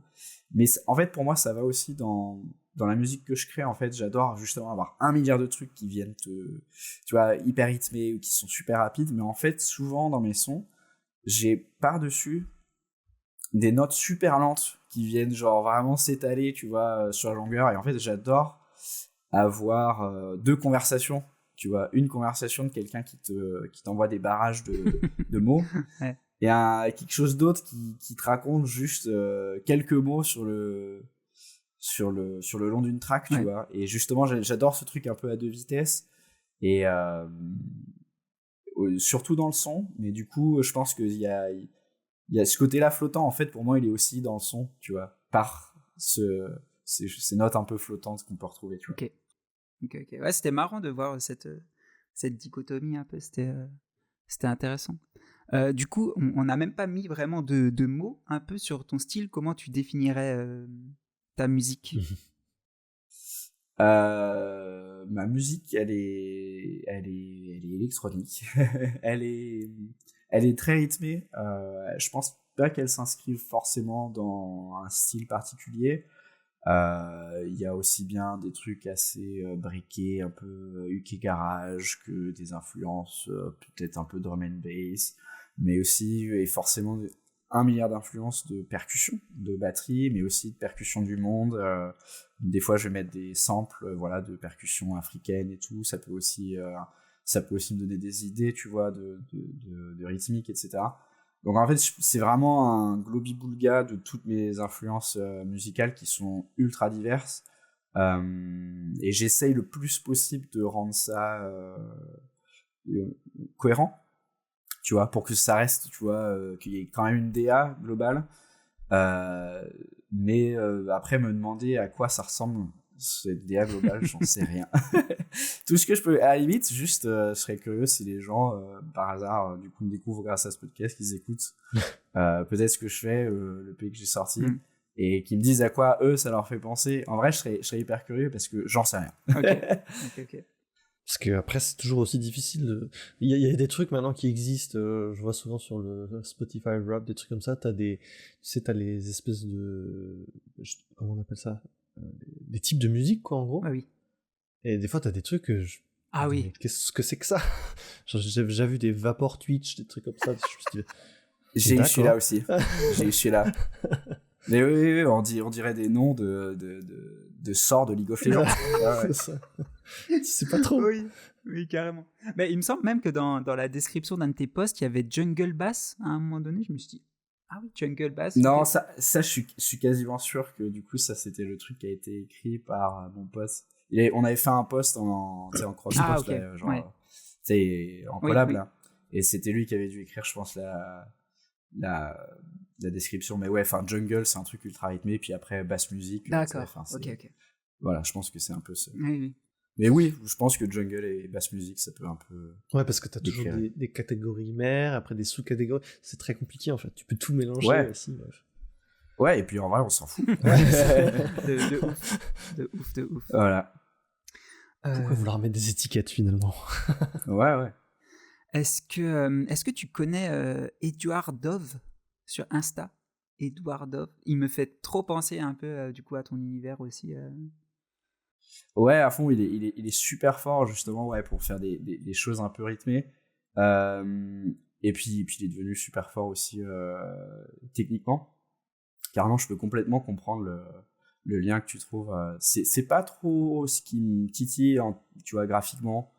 C'est pas trop le genre de choses que je vais enregistrer, tu vois, pour revenir plus tard, pour être là, genre, ah ouais, ça c'est cool et tout. Je vois ça un peu comme une ligne parallèle à la mienne, tu vois. Genre, effectivement, carrément, il y a quelque chose de similaire dans la démarche. Après, c'est pas comme ça que si moi je le faisais, ce serait pas comme ça, tu vois. Donc c'est intéressant, mais c'est pas ce qui m'inspire. D'accord, oui, ok. Est-ce que je peux juste revenir un tout petit peu sur le point où tu l'as vite fait aborder, sur ton rapport un peu à la scène? Est-ce que toi, la scène, du coup, c'est un truc que t'aimerais pousser, t'aimerais faire plus? Est-ce que ça rajoute une dimension, du coup, de fou à la musique que tu fais et tout Ouais, à fond. Clairement, enfin... Encore une fois, je pense que premier degré, je pense que c'est un truc, je suis né pour faire ça. Pour l'anecdote, en fait, mes parents sont danseurs. Ok. Je viens d'une famille d'artistes et tout. Ma mère dansait quand j'étais dans son ventre et tout. Enfin, je baigne vraiment là-dedans. Et donc, je pense que j'ai vraiment une facilité à être sur scène. Et je me sens vraiment nourri, tu vois, en étant sur scène. Et j'ai énormément d'énergie à donner, tu vois. Ok. Et je pense que les personnes qui peut-être m'ont déjà vu sur scène et tout ont pu le voir, où je m'excite sur ma batterie, où je mets des patates à mes cymbales. Et ouais, enfin, même quand j'ai fait des DJ sets, moi je peux pas tenir sur place, quoi. Je me casse le crâne, quoi. Et ouais, en fait, le moment où je suis sur scène, je sais pas, ça peut paraître chelou, mais je me sens presque en transe, tu vois, genre où je me sens la connexion la plus pure avec la musique, et où du coup j'ai trop envie, enfin juste ça sort de moi, quoi, toute l'énergie. Ça peut paraître hyper chamanique là, ce que je dis, je suis pas du tout c'est pas du tout moi ce genre de pensée, mais tu vois, quand je suis sur scène, pour le coup, c'est ce genre de truc qui se passe, tu vois, pour moi. Ok. Ouais, souvent, on pose un peu la question à d'autres artistes, t'es plutôt studio, t'es plutôt scène. Toi, ça va être scène, quoi, idéalement. Ouais, moi, c'est les deux. Les deux. J'adore les deux. J'adore écrire, j'adore composer, mais en vrai, un peu plus scène, ouais. Genre, juste l'adrénaline, elle est incroyable, quoi. C'est un peu plus la communion aussi avec le public, quoi, au final. Donc, c'est pas la même chose. Ouais, puis tu partages enfin un truc, tu vois. Tu partages un moment, tu partages ce que t'as créé. Quand t'es au studio, c'est toi assis comme une crevette devant ton ordi, là. Tu vois. Carrément. L'image de la crevette est pas mal, ouais, carrément. Avec le dos un peu bossu, je vois tout à fait. C'est ça. D'ailleurs, toutes les personnes qui écoutent, là, asseyez-vous bien. Allez, on se remet droit. Toutes les crevettes. En plus, t'avais fait la soirée concert après un motion, il me semble, à un moment donné. Ouais, bah justement, ouais, on avait joué avec Swivel Sight, du coup. Ah oui. Ouais, avec mon premier projet. Et ouais, c'était trop bien. C'était toujours dans cette salle que j'ai eu l'occasion de jouer, là. Mm-hmm. Et c'était trop cool, justement, de montrer ça, d'avoir le retour de motion designer et tout, puis de voir que ça plaisait vraiment bien, quoi. Enfin, on a eu des super retours. Ça tue. T'as eu l'occasion de voir ça, toi ? J'ai pas eu l'occasion. Non, malheureusement, j'ai loupé. Mais putain, ouais, j'étais un peu frustré d'avoir loupé le rendez-vous. Mais j'ai eu des échos, par contre, effectivement, qui étaient super positifs, quoi, sur la perf, effectivement. Trop bien. Non, ça tue. Bah, en vrai, j'aimerais beaucoup, développer un peu le truc tout snares, ouais, et puis d'avoir une proposition à faire pour de la scène et tout. Ce serait trop chouette. Et puis si ça se fait et que ça se développe un peu, ça se trouve, je sais pas, j'en parlerai aux gens de Motion si ça les intéresse ou pas. Ouais, de fou. Ça, une année, peut-être, ce serait cool, ouais. À fond. Grave. Oui. Du coup, ouais, vas-y, Victor. Si tu Moi, j'aurais bien aimé, rapidement, on a déjà, enfin, tu l'as évoqué avant, reparler du projet Burden, parce que c'était un peu ton dernier projet avec donc Oelan. Tu en as entendu parler, où tu as pu faire un peu des deux, justement, musique et visuel, motion. Comment concrètement ça s'est passé, déjà de l'idée initiale et puis jusqu'à la réalisation, en fait? Ouais, du coup, ça a commencé, j'étais encore dans mon voyage en Asie, et à un moment, j'avais une soirée où je me suis dit, vas-y, j'ai un peu envie de créer une soundtrack pour un projet perso, tu vois. Enfin, pour un truc d'image, tu vois. Et du coup, j'ai passé une soirée à créer une track, et c'était le squelette, du coup, de la track de Burden. Okay. Et je l'écoute, et je suis genre, ah, ok, putain, c'est plutôt cool. Et en fait, je crois que c'est juste après ou juste avant, je sais plus. Enfin, t'avais Oelan, justement, qui m'avait envoyé un message et qui était là, genre, un mec, faut vraiment qu'on collab et tout. Du coup, à la base, le but, c'était juste de collab, tu vois, sur une petite créa Insta, une petite loupe ou un truc comme ça, quoi. Et je lui envoie la track, et je lui dis, écoute, si jamais ça te dit, j'ai créé cette track-là, si tu veux, on peut faire un projet un peu plus long, quoi. Ça prend un peu plus de temps, mais voilà, il y a déjà un mood, tu vois, avec le son que j'avais créé, quoi. Et il entend le truc, il fait, ah putain, mais let's go à fond. Donc après, je rentre de mon voyage, et direct, je file à Paris pour qu'on se retrouve et qu'on s'est calé ensemble, tu vois, okay. Au début, pour être là, genre, ok, bon, qu'est-ce qu'on fait, quelles sont les influences, qu'est-ce qu'on a envie de faire. Et puis, il y a eu justement ce travail un peu on avait le son, et on discutait ensemble un peu d'une espèce, tu vois, de pré-montage, sans avoir même on n'avait pas posé de keyframe, on n'avait pas vraiment fait de design, tu vois, c'était juste en mode genre, ok, là, ce serait cool d'avoir un plan qui commence là, là, une cut, machin, etc. Donc, il y avait déjà des choses, des intentions qui se posaient déjà avec ce des niveau-là, idées spécifiques de plans, du coup. C'est arrivé, les deux arrivaient en même temps, okay. tu vois. Il y avait Jordan, lui, moi, j'avais beaucoup plus d'idées de montage, tu vois. Lui, il avait beaucoup plus d'idées de ce serait mortel, un plan où il y a ça qui se passe, tu vois. Et donc, c'est là où tous les deux, on a nos forces ont un peu amener leur truc, quoi. Ouais. Et puis après, du coup, on s'est mis un petit peu à créer des plans. Le montage a très très peu bougé. Puis après, c'était juste le temps de créer les plans, de les faire, de s'accorder aussi un petit peu, tu vois, parce que on avait une palette de couleurs assez similaire dans ce qui nous plaisait, et on a juste ajusté des petits tons. Puis après, il y avait un petit peu on va dire l'étalonnage final, tu vois, vraiment le calque d'effets, enfin, les 5 calques d'effets de fin avec 1000 effets, tu vois, justement pour avoir le traitement de fin. Parce que je pense que ça, c'est un trait qu'on a tous les deux en commun, de vraiment traiter énormément l'image, tu vois, de vraiment donner une patte assez comment dire, unique, genre, j'espère. Enfin, en tout cas, beaucoup traité, tu vois. En tout cas, on peut dire. Et donc, du coup, on a passé pas mal de temps là-dessus aussi. Et puis, en fait, ça a pris quoi, je sais pas, peut-être 2 mois à faire.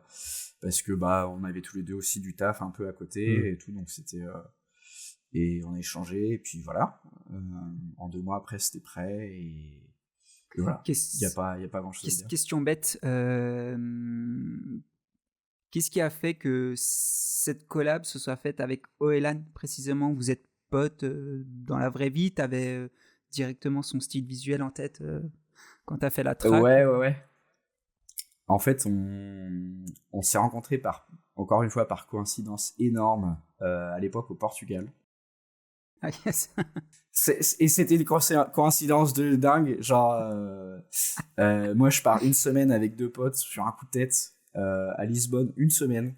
Et genre la veille du jour où on part, et lui il met une story de nulle part. Il dit bon, je suis à Lisbonne pendant 1 mois et demi, s'il y a des gens qui veulent se capter. Je fais bon, on se connaît, parce que moi je le suivais et il me connaissait pas. Je lui envoie un message, je lui dis écoute, je suis motion, je suis avec des potes motion si tu veux. Et il était let's go. En fait, on a passé du temps, on est devenus bons potes. Cool. Et après, 2 ans après, je faisais ce gros voyage avec un pote en Asie, on le prévoyait.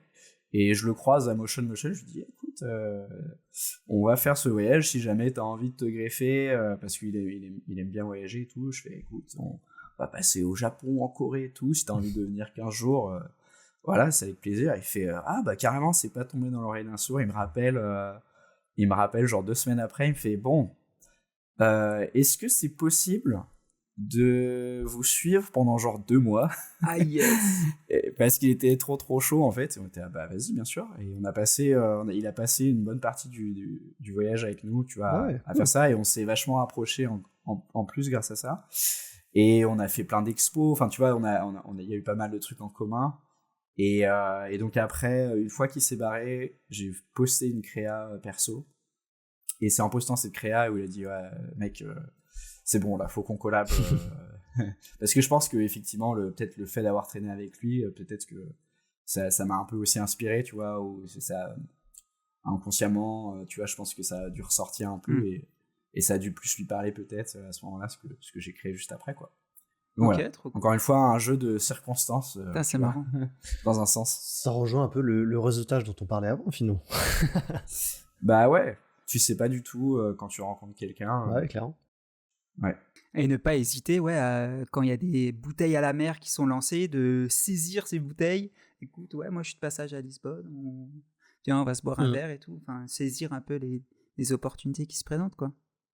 À fond. S'il y a vraiment un truc que je peux dire, je pense, sur la communauté un peu au global, on va dire du motion design, c'est que je pense que les gens sont quand même au global vraiment sympas, tu vois. C'est quand même un métier de genre sympa, je trouve, tu vois. Il y a vraiment très très peu de gens désagréables. Et du coup, et aussi de gens assez terre à terre, ouverts. C'est pas parce qu'un mec il est super connu sur Insta qu'il est inaccessible. Enfin, perso, moi j'en ai pas rencontré, tu vois. J'ai pas. Enfin, ou généralement, s'il y en a, en fait, ces gens-là, ils ont la grosse tête 2 ans, et après, ils disparaissent. Ah, oui. Ils sont plus connus, en fait. Je pense qu'il y a un peu un karma, tu vois. Juste, t'es un connard, ça te retombe sur la tête après, tu vois. Yes. Et ça se fait un peu de manière organique, tu vois, je pense, parce que les gens sont juste sympas, et c'est la sélection naturelle. Ouais. Du coup, je pense que voilà, ça se fait de manière plutôt bien là-dessus. Donc en fait, ce que je veux dire par ça, c'est que je pense qu'il faut pas du tout hésiter à contacter les gens, tu vois, sur Insta ou peu importe, s'ils sont hyper connus, s'ils ont l'air super pris et tout, ou de poser des questions ou juste de faire un peu de réseautage. Je pense que le réseautage, faut arrêter de prendre ça pour une espèce de truc LinkedIn et d'être là genre ah super, comme ça j'aurai plein de relations et j'aurai enfin mes 500 plus relations sur LinkedIn et tout, et comme ça j'aurai plein de likes sur mes posts. En fait, les gens ils ont oublié, il y a certaines personnes, en fait tu crées des relations avec des gens, genre ton but c'est juste d'avoir des relations avec des gens et tu sais pas ce qui se passe, et ton but c'est pas d'être là genre ok peut-être il me filera du taf, genre non, en fait juste crée-toi des potes. Et déjà, ce sera cool. Et tu vois, et puis après, bizarrement, quand t'es sympa et que tu bosses bien et que tu connais des gens, et ouais, des fois il y a des projets qui tombent, mais des fois ça tombe pas par la personne à laquelle tu pensais et tout. Ça se fera naturellement, quoi. Faut pas calculer les délires. Voilà. Exactement. Faut pas se stresser, il faut juste être humain. C'est vrai qu'il faut se détacher un peu de la vision réseautage en mode très entrepreneurial, où tu sais t'as des fois des événements de réseautage en mode chaque entrepreneur vient, et puis c'est limite ils viennent et toi tu fais quoi, ok bon ça m'intéresse pas, c'est le truc très très comment dire business quoi. En fait c'est pas du tout l'idée, là, on est plus dans le relationnel, dans le social que vraiment le truc business quoi. Ouais. C'est ça la diff aussi. Et du coup Burden, tu nous disais quand on a préparé un peu cet entretien, ça a un vrai message derrière. Est-ce que tu peux nous en parler un peu plus ? Ouais, en fait, pour nous, c'était pas direct au début, on était genre, ok, on veut parler de ça. C'était un peu une fois qu'on commençait à développer l'univers et tout. À titre perso, moi, je me sentais vraiment comment on appelle ça ? En fait, à cette époque-là, je me sentais vraiment surstimulé. Il y avait beaucoup trop de choses qui me mettaient la pression, quoi. Tu vois, dans le quotidien, dans le pro, dans trop de trucs. Et je me sentais vraiment, tu vois, un peu étouffé, un peu. À bout d'air, étouffé, ouais. Et donc, en fait, j'étais là, vas-y, ce serait cool si quand même on parlait un peu de ça, de cette sensation tu vois, de tout ce qui peut nous tourner autour dans la vie de tous les jours, du taf, du stress, de 1 milliard de trucs, tu vois, à quel point ça peut un peu vite nous dépasser, et de le conscientiser, et de deux, vraiment réussir à juste complètement s'en détacher, et d'être là genre ok, juste après, tu choisis ce que tu fais après, tu vois, mais moi de plus être là genre ok, si je peux rien y faire, ça sert à rien que je me stresse là-dessus. Enfin bref. Et pour nous, et puis après, Jordan était ah ouais, carrément, je pense que effectivement, bon, c'est un peu cryptique par rapport, tu vois, aux images qu'on a créées, tu vois. Et notre but, c'était pas forcément que ce soit facile à comprendre ou que les gens captent ça en voyant le film. Si les gens ils ont une autre interprétation, c'est tout aussi valide, et si ça leur parle autrement, s'ils voyaient autre chose, c'est cool aussi. Pour nous, c'est ça que ça voulait dire, et voilà, c'est tout. Ça me fait penser à il y a une phrase que tu as dit qui me fait penser un peu à ce diagramme. Est-ce que tu as un problème ? Oui. Ok. Est-ce que tu peux faire quelque chose pour résoudre ce problème ?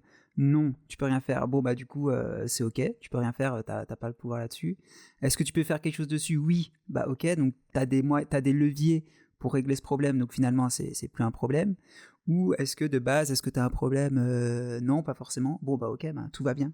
Et finalement, tous les chemins vont vers le truc, finalement, tout va bien, entre guillemets. T'as le choix de mettre en place des trucs pour que ça aille bien au final, quoi. Ouais, à fond. Je pense que c'est une question de manière de penser, et on est tous un peu différents là-dessus. Mais moi, je sais que c'est un peu comme ça, en fait, que j'arrive à structurer mon stress, tu vois. Je pense que la plupart des gens, c'est des gens aussi un peu anxieux, et je fais partie des gens anxieux. Mais justement, en essayant plutôt d'être là, genre bon, logiquement, ça, ok, c'est chiant. Est-ce que je peux y faire quelque chose ? Oui. Du coup, tu vois, tu trouves une solution. Voilà, t'avances, tu vois, et tu trouves des solutions, et après t'appliques les solutions, tu vois. Bref, voilà. S'il n'y a pas de solution et que tu peux rien y faire, t'es là genre bon bah après ça dépend de la gravité du truc, tu vois. Oui. Mais si t'es vraiment genre bon écoute voilà, ça c'est chiant, y a rien à faire. Justement, le seul truc qu'il y a à faire, c'est d'être là, de réussir à vraiment juste se dédouaner du poids que ça te pèse sur la conscience, tu vois. Ouais. Après, ça, c'est un exercice actif à faire, et ça, c'est quelque chose que tu peux faire, tu vois, s'il n'y a rien à faire. Mais il faut enfin, bon, bref, c'est la psychologie un peu, et je suis pas psychologue, mais ouais. Mais il y a ce plan dans Burden, justement, où tu as tous ces yeux qui clignotent et qui fixent un point, là, et ça traduit bien ce sentiment un peu de surstimulation, de la pression un peu qui vient de toutes parts et tout. Non, c'est bien transcrit. Ouais, peut-être que si les gens maintenant qui savent ça et qui peuvent voir le film, je me demande si ça change leur lecture du truc, s'ils sont là genre ok, oui. Ce serait marrant. Potentiellement. Parce que pour poser un peu des mots sur des sujets, toi, tu as appris il y a quelques mois, si je ne me trompe pas, que tu as des troubles du déficit de l'attention. Comment ça se... Ouais, c'est ça, j'ai appris à peu près il y a un an. Alors, ça a été diagnostiqué il y a un an. Après, c'est quelque chose dont je me doutais depuis un bon moment, parce que c'est quelque chose dont, entre guillemets, je souffrais depuis que je suis gamin. le TDAH, du coup, ça s'appelle. C'est quelque chose qui est présent depuis l'enfance. Ça fait partie des critères, entre guillemets, pour que ce soit le TDAH. Il faut que ce soit présent depuis l'enfance, sinon c'est autre chose. Et en fait, ouais, c'est un sujet dont je voulais un petit peu parler parce que je pense que c'est assez intimement lié à comment je crée, mais je pense que c'est aussi un sujet qui peut être intéressant de parler à d'autres créatifs, en fait, parce que de ma petite expérience, hein, je suis pas neuropsychologue, mais de mon instinct, j'ai envie de dire, étant entouré de gens créatifs dans différents domaines, je pense qu'il y a une proportion de gens qui bossent dans des domaines créatifs et qui sont, on va dire, neuro-atypiques, voilà, ou qui ont, entre guillemets, quelque chose. La proportion est, je pense, super élevée. Après, il y en a des diagnostiqués, il y en a des pas, tu vois. Mais je pense que ça peut être intéressant de te parler un petit peu justement du trouble de déficit de l'attention, parce que je pense que c'est quelque chose de... En fait, on se rend compte, c'est quelque chose de très récent. On se rend compte que c'est quelque chose d'assez répandu, c'est pas quelque chose de rare du tout. Et je pense que notamment dans nos métiers, il y a... Voilà, comme je disais, il y a vraiment une grosse portion de gens qui peuvent potentiellement se reconnaître un peu. Ok. Ça se traduit. Vas-y, ouais, Victor. Si tu veux. Non, j'avais juste posé la question du coup parce que je crois qu'il y a TDA et TDAH, donc H c'est pour l'hyperactivité en plus, c'est ça? Ouais. Et c'est du ça, coup, toi, t'es TDA ou TDAH? Alors, ouais, il y a différents types. Il y a soit ceux qui ont des troubles d'attention, il y a soit des troubles d'hyperactivité, soit ceux qui ont les deux. Okay. Moi, je suis juste le type inattentif, donc j'ai pas de souci d'hyperactivité. Et puis après, comment ça se traduit? C'est vaste, c'est vraiment vaste. Mais comment dire? Bon, bah évidemment, il y a des problèmes d'attention, de focus. C'est en fait, il y a vraiment, s'il y avait une image à donner, c'est comme si là, mon cerveau, il se focus sur ce que je fais en ce moment, et c'est comme si j'ai l'impression qu'il y avait une main invisible qui juste débranche le téléviseur de ma tête, et je m'en rends pas compte, en fait. Je continue de vous regarder, mais en fait mon cerveau il a déconnecté, il suit plus. Il est en train de penser à autre chose, etc. Et après, enfin, ça c'est un des trucs, en fait. C'est vraiment, j'allais dire, je vais commencer à me poser des questions, ça m'arrive aussi. Non, mais après, en fait, si vous voulez, c'est quelque chose qui est assez complexe. Il y a beaucoup de symptômes. Tout le monde n'a pas forcément tous les symptômes non plus. Voilà. Donc j'ai envie de dire, celui qui est le plus connu, qui est le plus facile à reconnaître, voilà, c'est les problèmes d'attention. C'est pas parce que les gens ils ont du mal à se concentrer qu'ils ont forcément un TDAH aussi, hein. C'est un sujet qui est super complexe et là après si les gens sont vraiment intéressés, je peux que leur inviter à s'enseigner et d'en parler à vraiment des professionnels. Je suis pas encore une fois neuropsychologue, mais moi mon expérience c'était vraiment quelque chose dont c'était quelque chose je galérais énormément avec la concentration, mais pas que, avec gérer des contraintes, gérer le temps, gérer la frustration. Comme quand je bossais avant, j'ai bossé dans des boîtes avant d'être freelance. C'était absolument impossible pour moi d'arriver à l'heure. C'est-à-dire qu'à un moment, je bossais à 50 mètres de ma boîte. J'arrivais 45 minutes en retard et c'était pas, je veux dire, ça peut paraître vraiment insolent, tu vois, et peut-être qu'il y avait une part de ça, mais c'était pas voulu, tu vois, c'était vraiment, je pense que les gens, et ça peut être vite confondu pour de la flemme. La flemme pour moi c'est un petit peu tu le veux en fait, c'est-à-dire que t'es là genre vas-y, flemme de faire ça, oui, t'en es conscient bon. En fait t'es là genre c'est bon, là j'ai la flemme de faire ça. En fait la différence avec ça m'arrive d'avoir la flemme, je dis pas, tu vois, mais en fait la différence avec le TDAH c'est genre tu fais pas un truc ou t'arrives pas à faire un truc mais t'as envie. En fait, t'es là, genre, moi, je suis là, genre, ok, je me fais engueuler, j'ai envie d'arriver, tu vois, à l'heure. J'ai envie de pas oublier des trucs, de checker ma rendu, de pas faire des erreurs d'inattention, tu vois, en fait, tu vois, c'est des erreurs d'inattention, de plein de trucs, de gérer aussi, des fois, la frustration, etc. Et t'essayes, tu vois, t'as envie, mais il y a ton cerveau, il y a une déconnexion, il y a vraiment quelque chose qui se fait pas. Et puis après encore une fois moi je parle de mon expérience, ça va peut-être se traduire un petit peu différemment chez certaines personnes, mais après il y a énormément d'impact sur 1 milliard de différents moments, domaines de la vie depuis que je suis gamin, et du coup ce serait un peu difficile de vraiment expliquer à quel point ça a affecté tous les trucs. Je fais juste une espèce de résumé, et les plus gros points on va dire effectivement c'est l'attention, mais en fait il y a 1 milliard d'autres trucs. Et donc en fait effectivement le fait j'étais là il y a un peu plus d'1 an, du coup j'étais là c'est pas possible parce que du coup j'y mets tout mon cœur et j'ai vraiment l'impression de me battre contre un brouillard dans ma tête, quoi. Je mets des patates contre des molécules d'eau, quoi.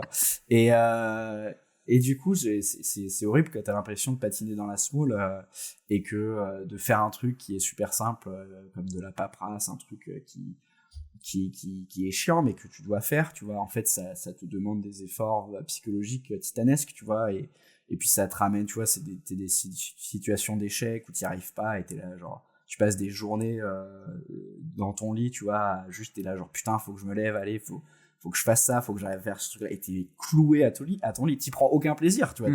T'es au fond de ton moral, tu vois, il y a aucune tu te sens pas bien, tu vois, à ce moment-là. Et donc comment dire, attends, excuse-moi, là j'ai une déconnexion ça vient de me tomber sur la gueule là. T'inquiète. Non, mais du coup tu parlais avant donc l'année dernière, c'est venu de toi-même, le fait d'aller te faire diagnostiquer, ou est-ce qu'il y a eu un événement particulier ou... Oui, non, c'est venu de moi-même, et les événements particuliers, en fait, il y en a eu des milliers avant. Et donc, c'est après tous ces milliers d'événements où j'étais là, bon, là, quand même, c'est pas possible. Enfin, j'y mets tout ce que je peux, et il y a clairement quelque chose qui me bloque, et je sais pas ce que c'est. Et puis, tu vois, j'avais entendu parler un peu du TDAH et tout. Et après, donc, effectivement, je suis allé faire un bilan neuropsychologique, ça s'appelle, avec... une neuropsychologue, et c'est des batteries de tests, etc., de questionnaires assez complets, etc., voilà. Et puis après effectivement ça a été assez net et précis, et j'ai eu mon diagnostic, et effectivement j'ai TDAH et tout, et après ça a été posé par un psychiatre pour que ça devienne un diagnostic médical, du coup. Pour qu'une fois que c'est un diagnostic médical, ça peut être prise en charge, tout ça. Prise en charge, enfin, tu vois, tu peux avoir un suivi médicamenteux si t'as envie, etc. Enfin, moi j'étais pas con, donc après vous êtes pas obligé, c'est pas parce que t'as le TDAH qu'il faut prendre un médicament, tu vois. Ça peut être une fois que en fait moi ce que je voulais c'était le savoir, c'était avoir une réponse sur ok pourquoi il y a des freins, tu vois, Et donc, moi, ça m'a apporté cette réponse. Et déjà, en fait, pour moi, c'était 90% de la bataille, juste de savoir que, oui, effectivement, et c'est ce que les gens savent pas, c'est pas un trouble psychologique, en fait, c'est physique. Les gens savent pas, en fait, c'est hormonal. Je laisserai les gens aller voir sur Google des vidéos qui expliquent ça, c'est des professionnels qui expliqueront ça mieux que moi. Mais en fait, c'est hormonal et donc en fait, c'est vraiment dans la pure chimie de ton cerveau où donc c'est la dopamine et elle n'a pas forcément de problème à être sécrétée. Donc la dopamine, c'est l'hormone de la récompense, tu vois, qui te fait te sentir heureux quand tu as fait un truc, quand tu as réussi quelque chose. Donc ton cerveau, il va en sécréter. Mais par contre, tes récepteurs, on va dire, les trucs qui sont censés la récupérer et te la faire sentir, du coup, entre guillemets, ils sont un peu grillés, tu vois. Donc en fait, tu la crées, mais tu ne la reçois pas forcément ou pas assez. Okay. Et donc en fait, après, tu peux... Déjà, quand on est conscient psychologiquement, tu peux un peu, tu vas t'adapter. Tu peux adapter tes attentes par rapport à toi-même, tu vois. T'es là genre, ok, ben en fait... Tu fais au mieux, mais il y a un truc dans ton cerveau qui fait que c'est juste plus difficile, tu vois, d'entreprendre des choses, de faire des choses qui sont compliquées, etc. Et donc, après, si tu veux, tu peux prendre des médicaments qui viennent un petit peu, si tu veux, juste remettre à niveau ta dopamine. C'est-à-dire que t'es pas au-dessus, le but, c'est juste de te remettre comme quelqu'un de normal, en fait, pour recevoir ça au bon niveau. Et moi, c'est vrai que j'ai choisi cette option-là et c'est vrai que j'ai pu voir une bonne différence. Il a fallu un temps d'adaptation. Mais je sais pas, c'est comme si tu dis quelqu'un qui a toujours boité sa vie, bah, d'un coup, il peut marcher normalement.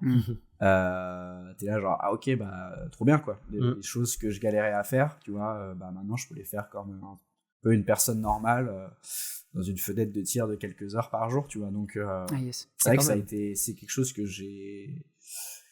Bah, où ma vie a quand même pas mal changé, ouais, du coup, depuis une petite année là-dessus, mais j'ai pas envie que les gens pensent que c'est la seule solution de prendre des médicaments. Voilà, il y a tu peux faire de la thérapie, tu vois, de comportement, des trucs comme ça et tout. Enfin, après, faut en discuter, voilà. Je veux parler de mon expérience et puis après, si les gens ils sont vraiment intéressés, allez voir des professionnels de santé.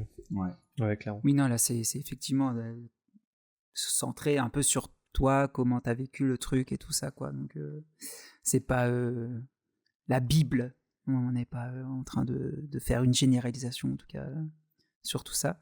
Est-ce que, du coup, ces problèmes d'attention et tout ça, est-ce que, du coup, ça a pu forcément être mal perçu par les gens autour de toi, qui ont peut-être... je sais pas, mis une pression peut-être plus intense sur toi? Est-ce que du coup ça jouait par ricochet et par cascade un peu sur ton humeur? Est-ce que du coup t'étais, je sais pas, plus susceptible sur certains trucs ou quoi? Est-ce que ça a pu Ouais, il y a toujours eu des répercussions dans les relations, le quotidien, le succès, j'ai envie de dire, dans tu vois, l'école, les choses comme ça. La vie d'adulte, tu vois, t'as des choses à faire, tu vois, t'as des documents à remplir, il y a eu, en fait, ça a impacté un peu tout, forcément. Et alors, je vais pas du tout dire que maintenant que, on va dire, ma dopamine est à niveau, tout est résolu ou tout est parfait, tu vois, genre. Non, je suis genre, ah merde, j'ai une personnalité de connard, quand même. Je rigole, mais non, mais voilà, c'est au moins maintenant je peux dissocier ce qui est de moi à grandir, tu vois, et ce qui était un frein purement chimique, tu vois. Parce qu'avant je savais pas, j'étais là genre putain, est-ce que juste je me voile la face et je suis un gros flemmard et je me mens à moi-même et tout. Et j'avais pas l'impression, tu vois, j'ai vraiment envie de réussir à faire ces trucs là, mais j'y arrive pas à des trucs super basiques, quoi. Et du coup maintenant d'avoir tu vois, de savoir qu'il y a ça, s'il y a des échecs ou des choses où voilà je fais mal ou que je me trompe, etc., maintenant je suis genre ok, bah soit maintenant ça veut dire qu'il y y a pas de facteur extérieur, c'est à moi de juste bosser sur moi-même, tu vois, de grandir, d'évoluer, de fixer des problèmes, etc. Ouais, ok. Tu sais sur quoi bosser, quoi, finalement. Enfin, tu Ouais. connais le problème. Ouais, si t'es honnête avec toi-même, quoi. En faisant mes petites recherches, j'ai lu que si par exemple un profil comme le tien travaille sur quelque chose qui te passionne fondamentalement, il peut y avoir au contraire une productivité qui est plus forte, une concentration sur ce truc qui te passionne qui est élevée. Peut-être aussi des associations d'idées un peu originales ou qui vont à contresens de ce qu'on aurait pu imaginer, etc. Est-ce que ça aussi, c'est des trucs que tu as pu voir, vivre? À fond, je pense qu'il faut peut-être comprendre le TDAH comme un cerveau qui est connecté différemment, en fait. Et donc, ça fait qu'effectivement, il y a une manière de penser qui est peut-être différente. Donc, ça peut effectivement... c'est pour ça que je dis que, tu vois, dans le milieu créatif, je pense que les gens qui ont le TDAH, ils ont peut-être plus de facilité à être créatifs, Oui. parce que ça va venir... Tu peux avoir des idées originales, peut-être, tu vois, ou différentes, en tout cas, de peut-être quelqu'un qui est câblé, on va dire, normalement. Et attends, excuse-moi, s'il y avait un autre aspect dont tu parlais que j'ai oublié. Plus productif, t'arrives mieux à te concentrer sur certains trucs. Ouais, à fond. Bah, tu vois, c'est pour ça que quand je disais, tu vois, les choses qui sont chiantes à faire, tu vois, la paperasse, en fait, c'était... tu vois, c'était pas parfait. Je suis genre, ok, il faut que je le fasse, il faut que je m'y mette maintenant. Et c'était impossible, c'était vraiment super dur de devoir faire des choses comme ça. Mais par contre, quelque chose qui est passionnant et qui te stimule, parce qu'en fait, c'est stimulation, enfin, tu vois, c'est du stimulant, Ouais.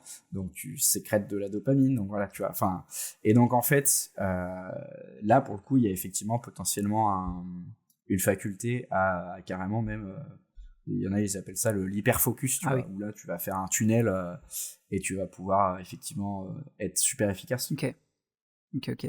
Mais du coup, il y a, de ce que j'ai lu aussi, des défis un peu plus compliqués, comme tu disais, un peu les trucs administratifs, peut-être la procrastination aussi sur certains trucs. Niveau organisation aussi, est-ce que ça s'est traduit aussi? Tu as peut-être des, un niveau d'organisation qui est compartimenté selon ce que tu aimes et ce que tu n'aimes pas faire, etc. Ouais, après effectivement, ça peut se retrouver, ça se traduit un petit peu de manière différente chez chaque personne.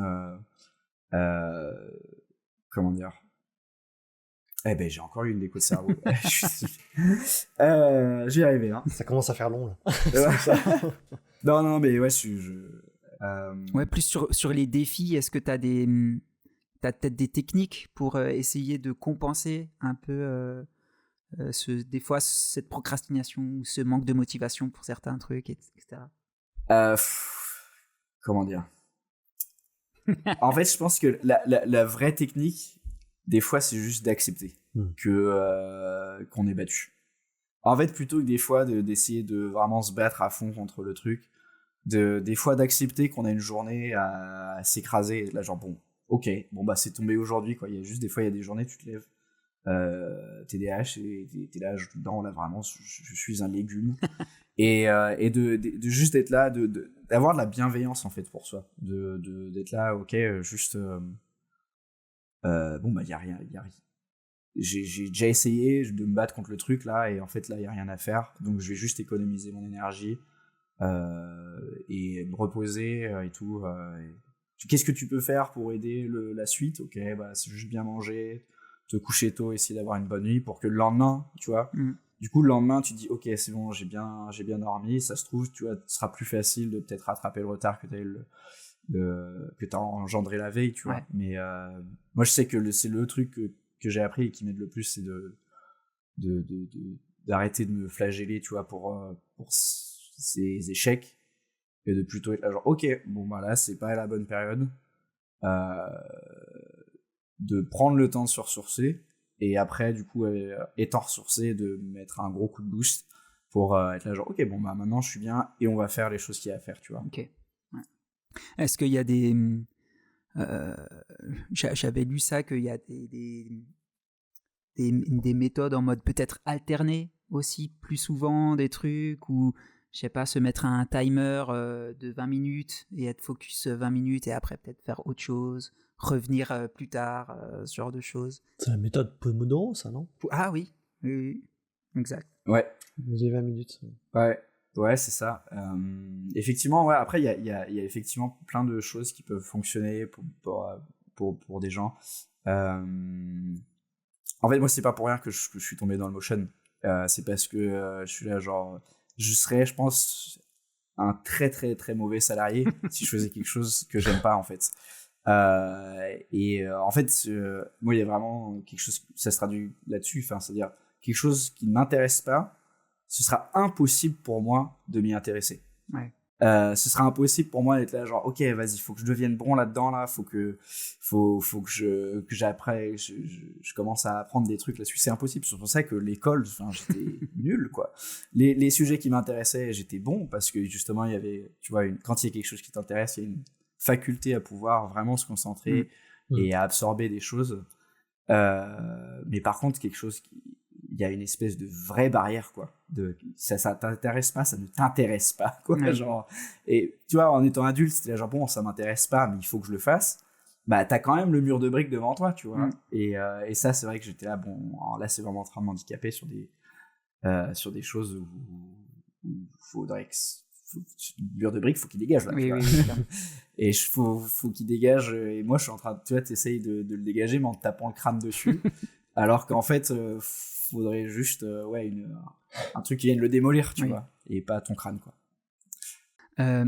Juste petite parenthèse, là ça va faire 2 heures qu'on est ensemble. Est-ce que toi, tu es toujours à l'aise, tu as encore un peu de temps devant toi? Est-ce que tu veux te reprendre un verre d'eau, un petit truc à grignoter ou quoi? Non, ça le fait, okay. ça le fait.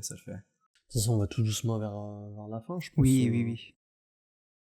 On n'est plus trop loin. Question de fin, et puis après...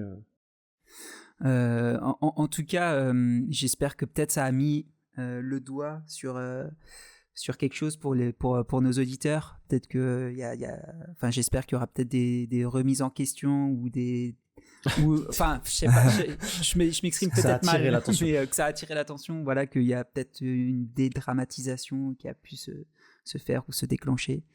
Je m'excuse si j'utilisais des termes qui sont pas appropriés ou quoi. On n'appelle pas forcément à la panique non plus. Hein. N'oubliez pas que je pense qu'après, c'est des choses où, comme on disait avant, il faut en discuter avec un professionnel de santé et se faire diagnostiquer. Il ne faut pas non plus, je pense, poser un autodiagnostic tout seul. C'est un peu le piège, quoi. Ah ouais, surtout pas. Genre, tout ce que je peux dire, c'est effectivement renseignez-vous un peu plus sur le sujet si vous dites voilà, ou même si ça vous intéresse. Si vous dites effectivement il y a quelque chose, à ce moment-là, la démarche à faire, c'est de contacter un ou une neuropsychologue spécialisée TDAH. Ça, c'est important. Vous allez probablement galérer. Ça va falloir être patient pour avoir un rendez-vous. Et puis après, c'est des tests, voilà, où je pense que le mieux, c'est de pas trop en savoir sur ce qui va se passer, de juste y aller. Et voilà, soyez vous-même, soyez honnête, et voilà. Et voilà, et ça, c'est le plus important. Les autodiagnostics, ça va pas vous servir parce que, en fait, il y a plein de gens, ils pensent que ça peut être le TDAH, ça peut être aussi plein d'autres choses. Et aussi, généralement, le TDAH est rarement seul. Il y a souvent, c'est accompagné d'autres, on va dire, conditions, voilà, neurologiques. Et donc là, encore une fois, renseignez-vous, allez voir des professionnels et surtout pas d'autodiagnostic. Ça, vraiment, je suis d'accord avec vous. Ouais, c'est un peu le piège. Je pense qu'au pire, ton médecin traitant peut te recommander quelqu'un ou enfin la bonne personne. Ouais. Est-ce que tu penses que ça c'est un peu pour ça que tu fais et de la vidéo 3D et de la musique et de la scène? Est-ce que cette diversité, ça t'aide aussi un peu là-dedans? Ah bah c'est bon, est-ce que tu vois quelle est la frontière entre ta personnalité et ton trouble, l'œuf ou la poule, je sais pas, tu vois. Et en vrai peu importe, clairement ça fait partie de moi, tu vois, de quoi ça vient, je m'en fiche.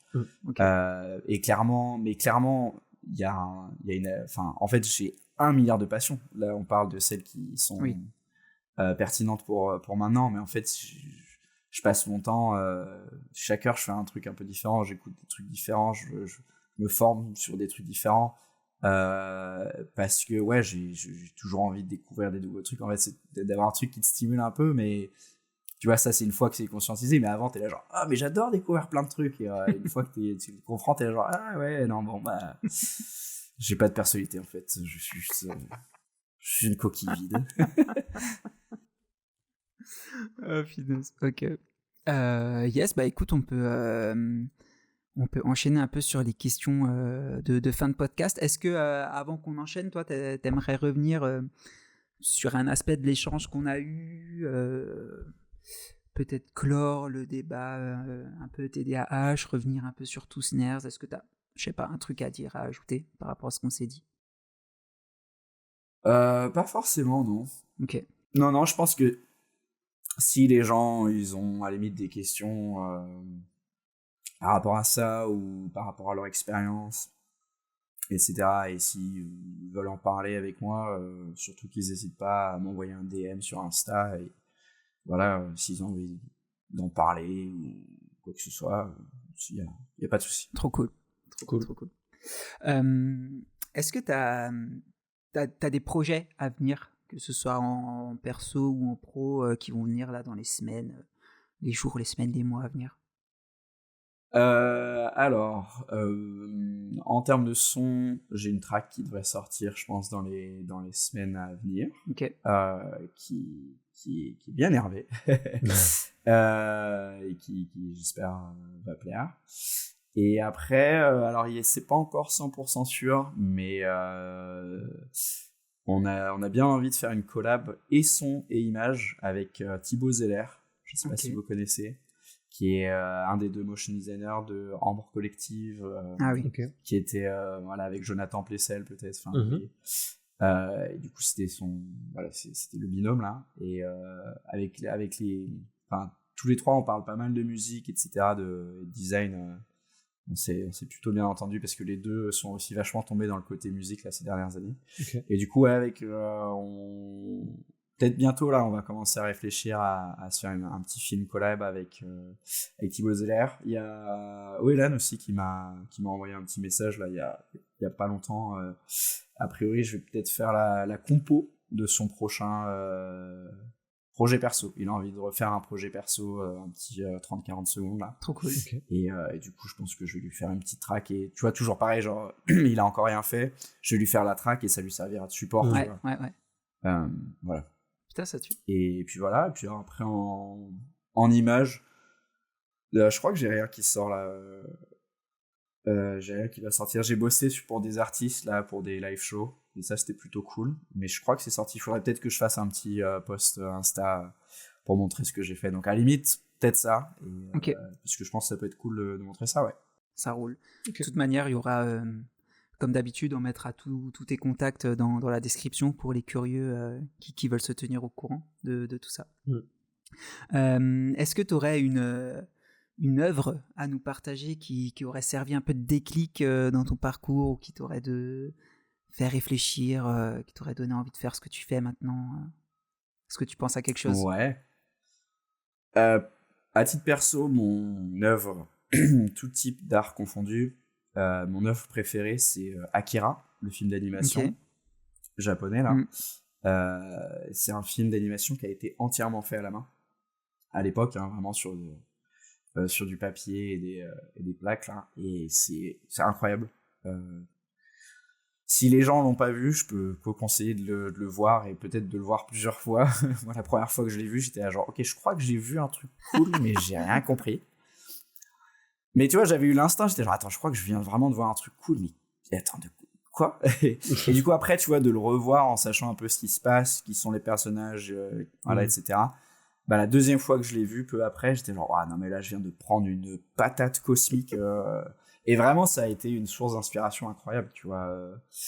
Moi, je mate beaucoup d'animation japonaise. C'est pas que ça que je mate, mais je pense que peut-être ça peut se ressentir des fois dans mes courts-métrages un peu énervés, que tu vois, il y a des codes un peu d'animé, tu vois, des fois que je reprends d'impact frame. Alors, c'est pas que dans les animés qu'il y a ça, tu vois, mais c'est ça qu'il utilise le plus, tu vois. Et ouais, Akira, je dirais.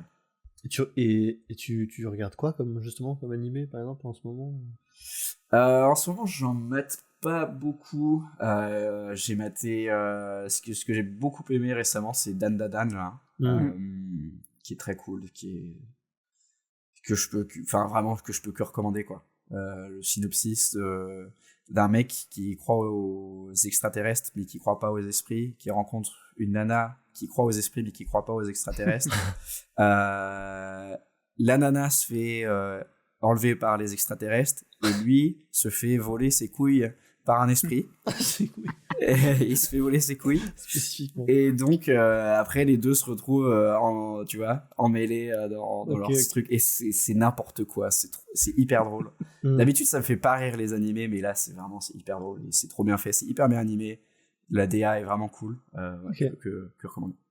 C'est pas la première fois que j'entends parler, mais c'est vrai que j'ai jamais sauté le pas. En plus c'est sur Netflix, il me semble. Ouais, je crois. Punaise, oui, j'avais oublié un peu des questions de la communauté, qui sont de toute manière sur une touche un peu plus légère. Est-ce que toi, par hasard, t'as des origines des îles ou pas du tout? Parce qu'il y a Matei qui dit, ça fait quoi d'être un beau gosse des îles? C'est génial. Écoutez, c'est un peu, c'est naturel. En vrai, j'ai pas du tout d'origine. Matei, c'est un pote, et voilà. Mais je pense que c'est sa manière à lui de me dire de m'avouer sa flamme. Ah, peut-être. Peut-être. J'aimerais utiliser ce podcast pour enfin lui avouer que c'est réciproque. Ah là là. Et que, c'est beau. Viens, un grand fou, reviens de Montréal et viens me voir. Après, je sais pas s'il s'en est voulu ou quoi, mais il a quand même demandé est-ce que les plugins et scripts after sont importants dans ton process? C'est vraiment des questions diamétralement opposées. C'est lui aussi qui a demandé ça. Ouais. En vrai, ça me fait juste gagner du temps à fond, ouais. En vrai, j'ai envie de dire c'est tous les trucs que je fais dans After, potentiellement tu peux le faire avec les outils de base. C'est juste qu'avec les plugins, en fait, tu vois, c'est comme si un effet d'un plugin, c'est comme si t'en mettais 8 de base d'After, tu vois. Oui. Donc, oui. Ouais, j'ai envie de dire oui. T'as des exemples que tu utilises peut-être souvent ou... En vrai, comment dire, en vrai, j'ai pas envie de donner mes petits mes petits trucs, tu vois. Mes petites sauces secrètes. Mes petites sauces secrètes, tu vois, j'ai pas trop envie de les donner parce qu'en vrai, j'aime bien aller ciné des trucs vraiment, mais loin, tu vois, pas les trucs un peu attendus, les top sellers d'AEScripts et tout. J'aime bien aller, tu vois, aller diguer loin dans des AEScripts, dans des GitHub, dans des trucs comme ça, des effets, mais genre méga obscurs, tu vois. Alors, j'en ai pas un milliard, et je dis pas que c'est que ça, les petites sauces secrètes, mais je trouve qu'il y a une satisfaction à aller faire sa propre recherche, tu vois, et à créer sa petite patte comme ça. Je dis pas que les gens ils vont savoir quels effets j'utilise et ils vont me voler mon truc, je m'en fous, tu vois, mais je dis juste que j'ai envie de garder un petit peu ma sauce secrète, que la démarche est cool d'aller diguer ses propres trucs, tu vois. T'es conscient que tu vas peut-être te faire harceler dans les prochains mois par DM sur Instagram, par des gens. ça va je leur ferai, tu sais, des escape games. Ouais, c'est ça. Et à la fin, ils auront le lien, tu sais, du truc. Ouais, ça peut être une idée, ça. Et il y a Femur_V qui demande aussi comment tu fais pour être aussi bon à Mario Kart.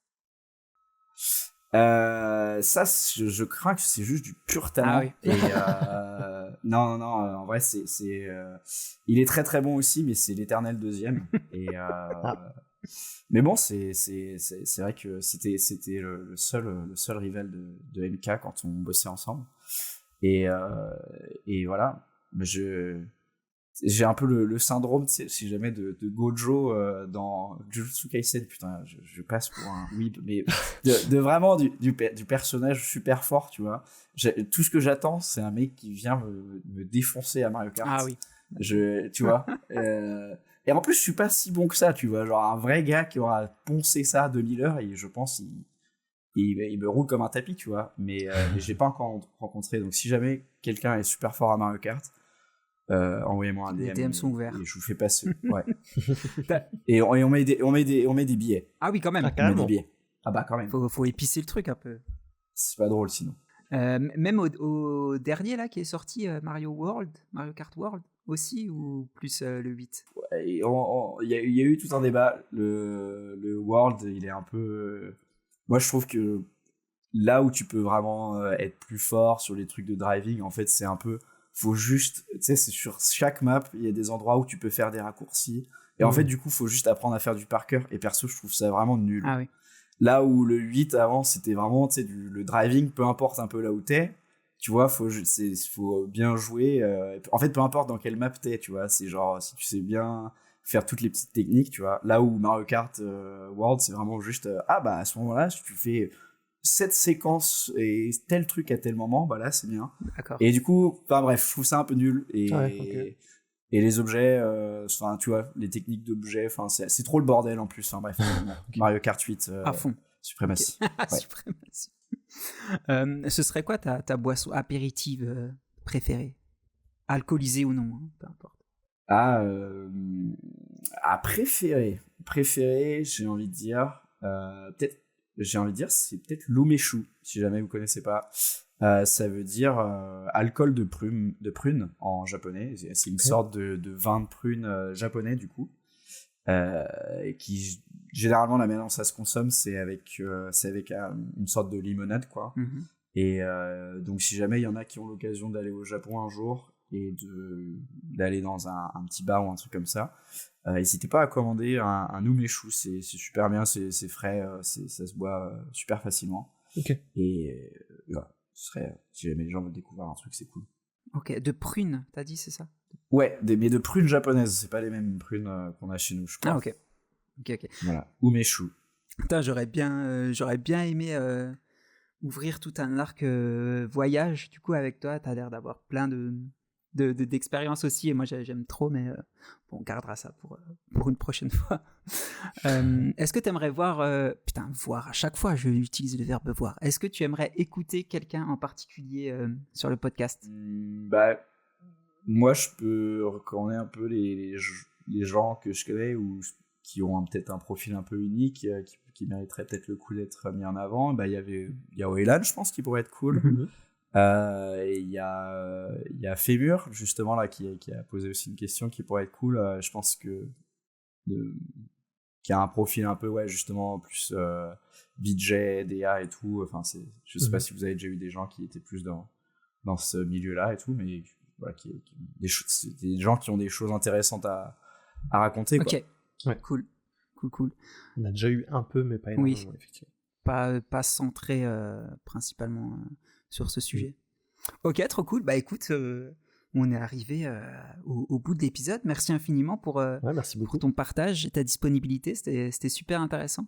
Ouais, merci à vous de m'avoir proposé ça. Et merci, franchement, c'était super. Ah, ça tue. Avec grand plaisir. On met tous les liens des sujets auxquels on a abordé un peu, tes liens aussi des réseaux sociaux, musicaux et créa visuel.